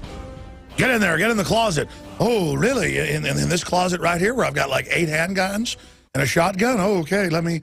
This is terrible that you've locked me up in here. And then he shot him. And the media, the newscast is, police are not going to be charging the homeowner. Always that implication. You know, if you stab somebody in your own home who's raping you, you can pull up the BBC articles. They then indict you. You've heard the stories here where the robber falls through the skylight, sues and wins. You need to have robber-safe skylights up there so that they don't fall through and break their leg. And it's because criminals now run the system at many levels. And they want to be protected. It's like they've gotten rid of all the IRS enforcers on billionaires and people. That's why they're allowed to be tax exempt, because it's all selectively enforced. But you make $200,000 a year, oh, they're going to rake you over the coals. There's no way. They've written the tax code. That's in the news today, where it's impossible. It's impossible to ever pay it where they can't later claim you did something wrong and give you penalties and interest. It's the whole thing. I was talking to a police detective the other day, and he said, look, here in Austin, he said, look, he goes, we're not allowed to go after the motorcycle gangs, the particular ones he was naming, because, you know, the government lets them run the drugs. The argument is, so the worst, you know, Mexican drug cartels that are even more ruthless don't control it. That's what Brzezinski writes about in a couple of his books I read. Yes, we control the criminal networks because then we can control it and not let it get too out of hand. I mean, that's always the excuse. We grow the opium so the Taliban doesn't get it. And then they increase it, you know, 10 times the production at least. Look that up. 93% of world opium production since the U.S. liberated Afghanistan from like 9% of world production. And you know, he's sitting there telling me this, and I already knew all this, but I mean, I've talked to LAPD detectives. I even have been at events several times that had like the real, you hear about the legendary Vikings, the police gang out in L.A. Let me tell you, you're hanging around with the biggest Hollywood stars, that's who's around, folks. And that's why those Hollywood stars are basically above the law, because it's all gangsterism. And the thing is, they're not naive. Then they're like, well, I don't like what we do, but, you know, if we didn't do it, somebody else would. It's like that argument. But then once you give into that, the sky's the limit. I'm going back to calls with Yote, Eric, Phil, and others. But what's your take on what I was just saying there? Because there's this argument of you guard the good by being more evil than the evil. Well, when you dance with the devil, he doesn't change. You change.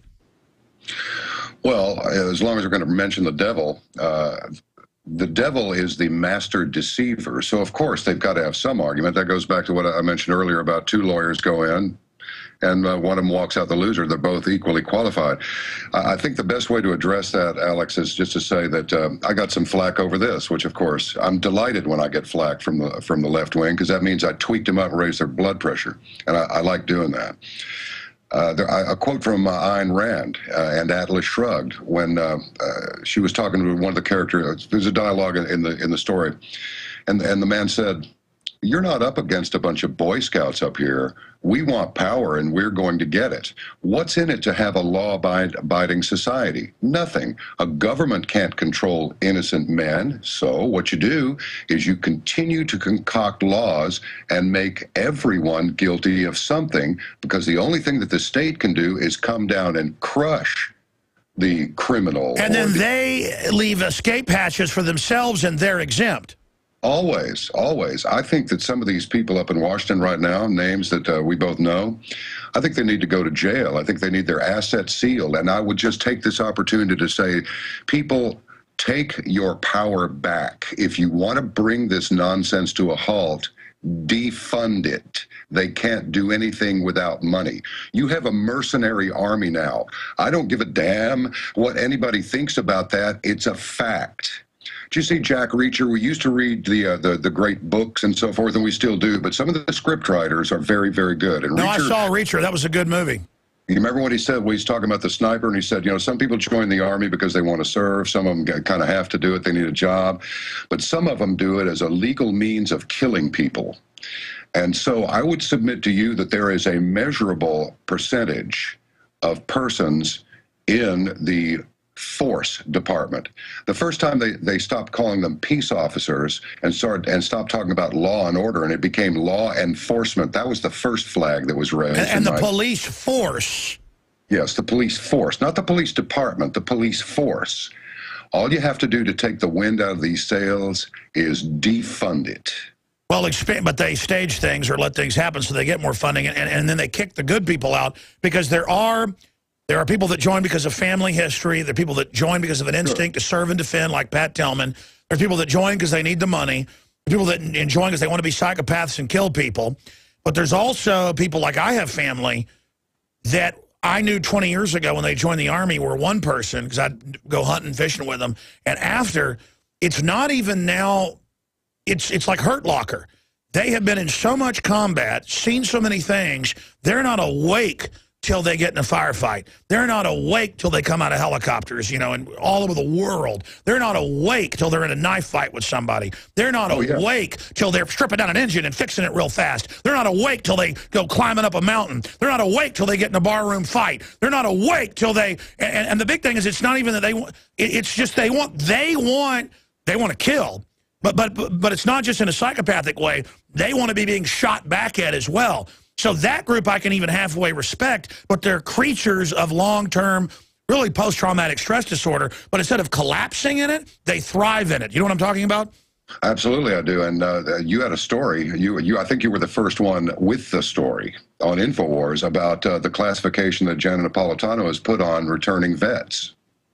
So it's just like going back to scripture. That's what the devil does. If he can't get you a drug overdose and kill you, he'll settle for 5 years of hard time for intent to distribute. The evil dark force will use you, and they'll pin medals on you, and they'll pat you on the back and tell you, "Great job, son. Great job, gal." And then as soon as your usefulness is spent, he'll just throw you under the bus, just bump you off. You're done. Next. That's what's going on now with these health issues. They don't want us living into our 80s and 90s or any of that. They want us. No. They want to extract about 30 years of productivity. No, I've had the scientist on. They inject the troops on record with experimental vaccines that have virus plaques that embed in the cells that are designed to trigger when hormone levels go down. And then you get cancer 55, 60 when they're done with you. I mean, we're all being given time-delayed death bombs, basically. Alex, if this thing is allowed to go as far as it could go, what you will have is in the same way that I said one of these days you're going to be looking, I understand Japan's already done it, actually. You'll be looking at a news anchor that you think is a real person, and it's not. It's a beautifully done computer. They've already announced that. The president didn't just have robo-signers. They're saying next year they've already got it built. A 3D projection of Obama that they just type the words in, and then he can appear anywhere to school kids, whatever, and they'll kind of think they saw Obama. Well, some of these visionaries like Lucas and the Star Wars thing, there very well may be a war of the clone wars. Once they decide, we only want these people. We don't want that type. We don't want this body type. We don't want that appearance. We don't want that hair color. They can do that. Do you know that this thing that was science fiction maybe 10 years ago, which of course that means it's been investigated and experimented with for years. Now they're actually able to target races with fatal diseases. Race-specific bioweapons, yeah. Expanding, they came out yesterday and went, oh, we can now clone. And then you read the fine print, because I remember reading it 16 years ago.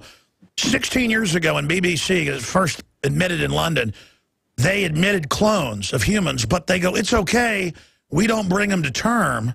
And now they go, well, we bring them to term, but that's classify what we do, but they're part animal, so they don't have rights. So the shampoo says no bunny rabbits were tested on. You're like, oh, good, good. But then you understand there are humanoid creatures they brought to term. This is in the literature.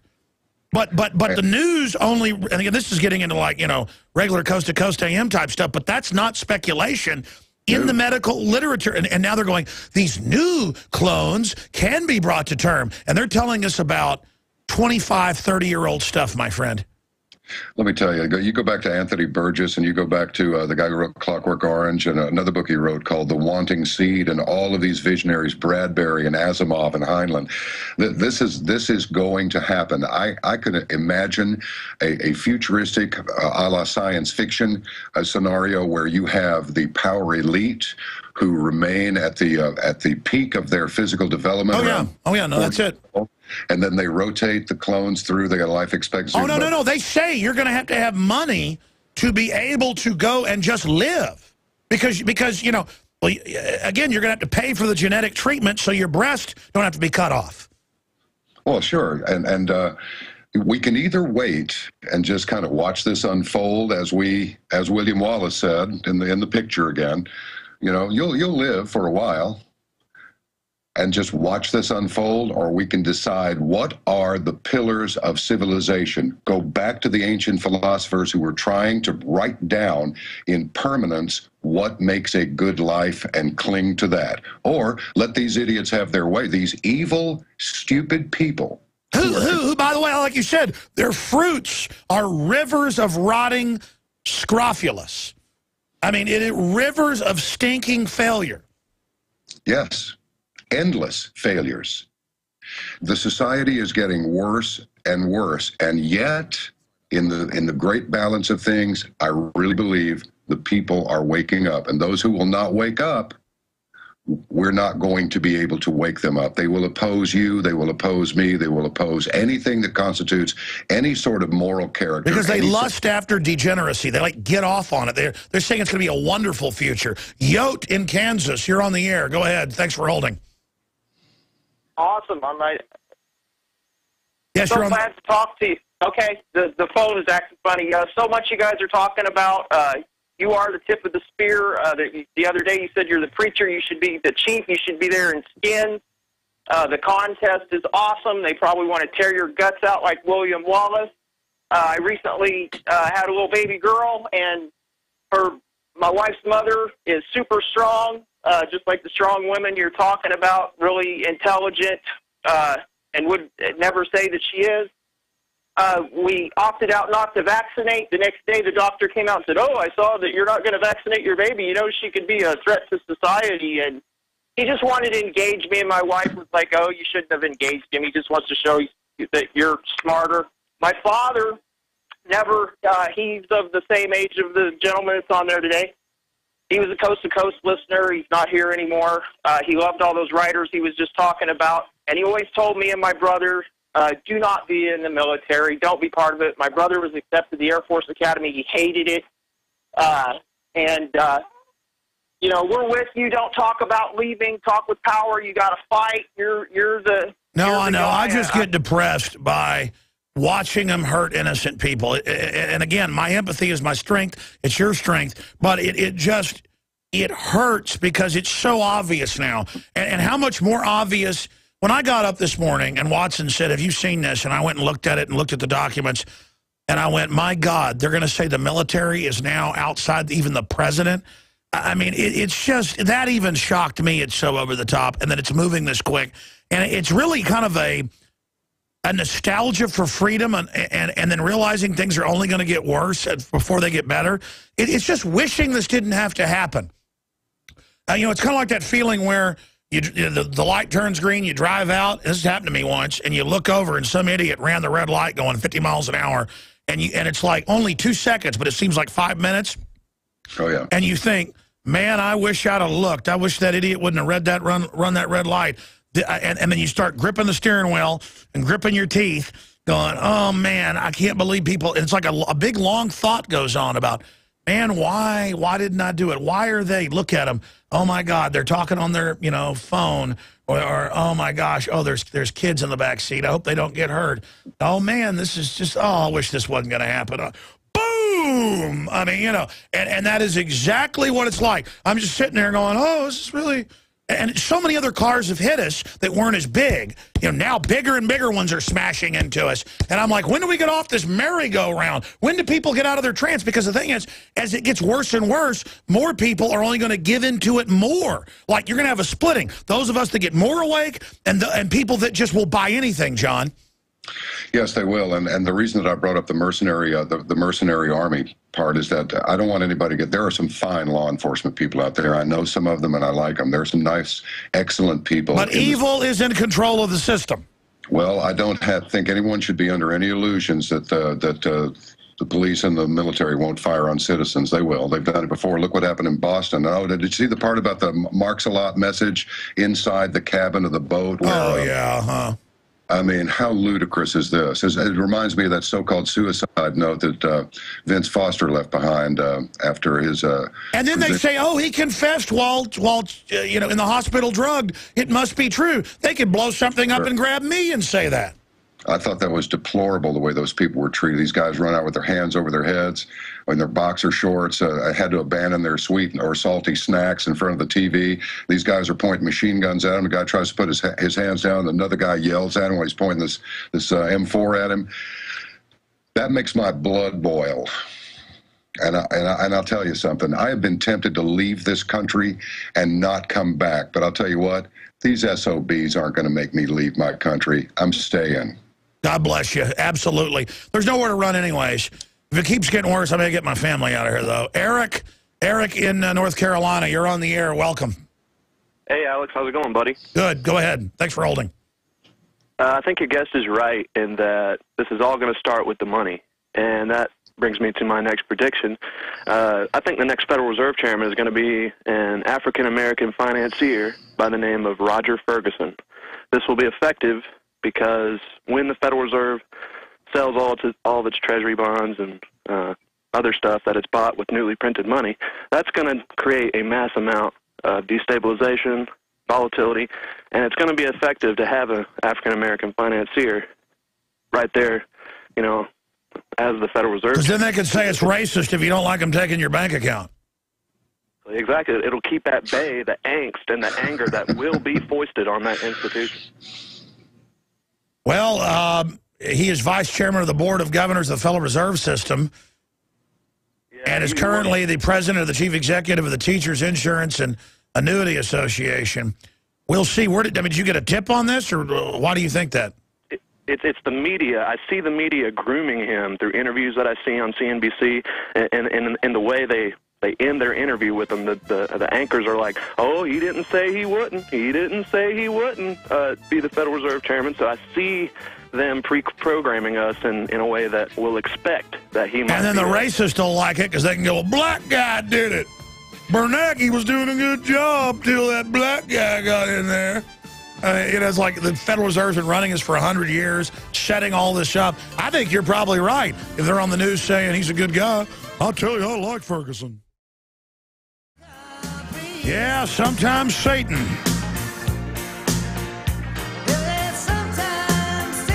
Comes as a man of peace. All right, I'm going to go back to your phone calls right now. A little bit of overdrive. Mr. Wells is going to leave us here in a moment, but I'll get to all the callers, at least that are on the board.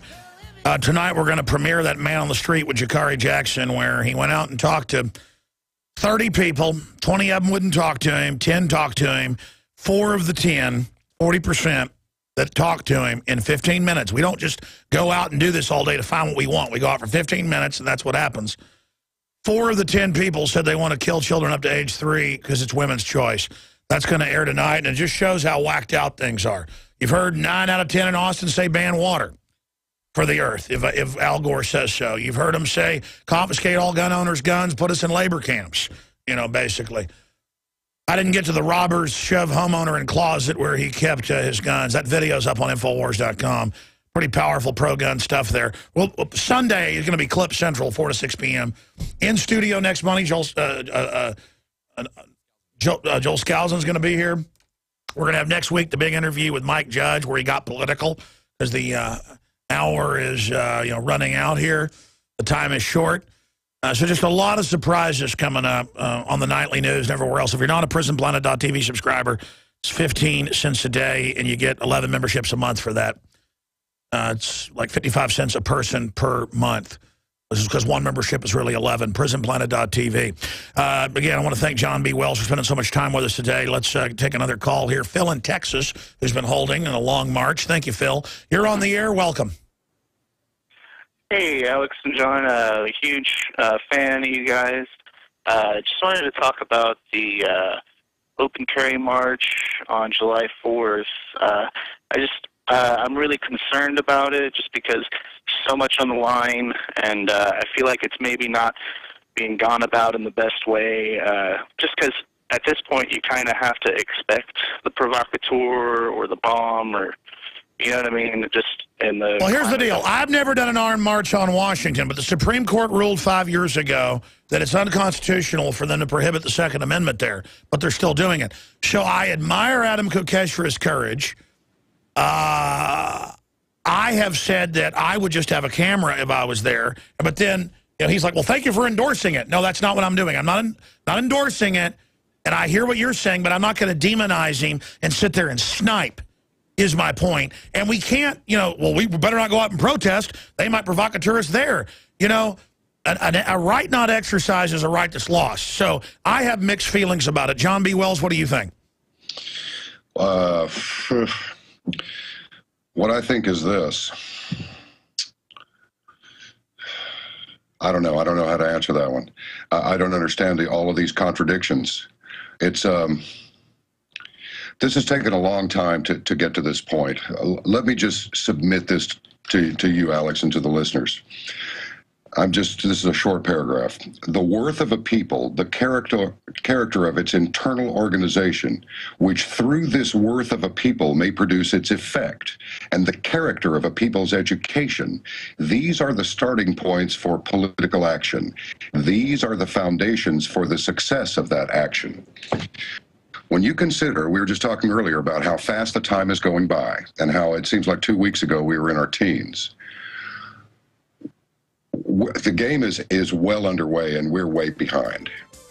Now, the people who are in power now do not care about the Constitution. They violate it whenever it suits them, and then when they're called to account, they say they don't know anything. And laying down to them only encourages them. Stay there. I want you to be able to finish this point, and we'll let you get out of here. Caller, stay there. All right, John B. Wells is our guest. It's our final segment. I'll try to get to some calls here. It's just time runs out so quickly. Yeah, I see one of the callers wants to talk about solutions. The solution is stop complying with tyranny. Enforce against it. Get angry at it. Cops walk over and say you can't film in public. Say, it's America, First Amendment. You film us. Stop acting like slaves or you'll become them. But you were getting to the point about that quote, and the break cut you off about the Constitution, and the establishment doesn't care about our Constitution. John B. Wells.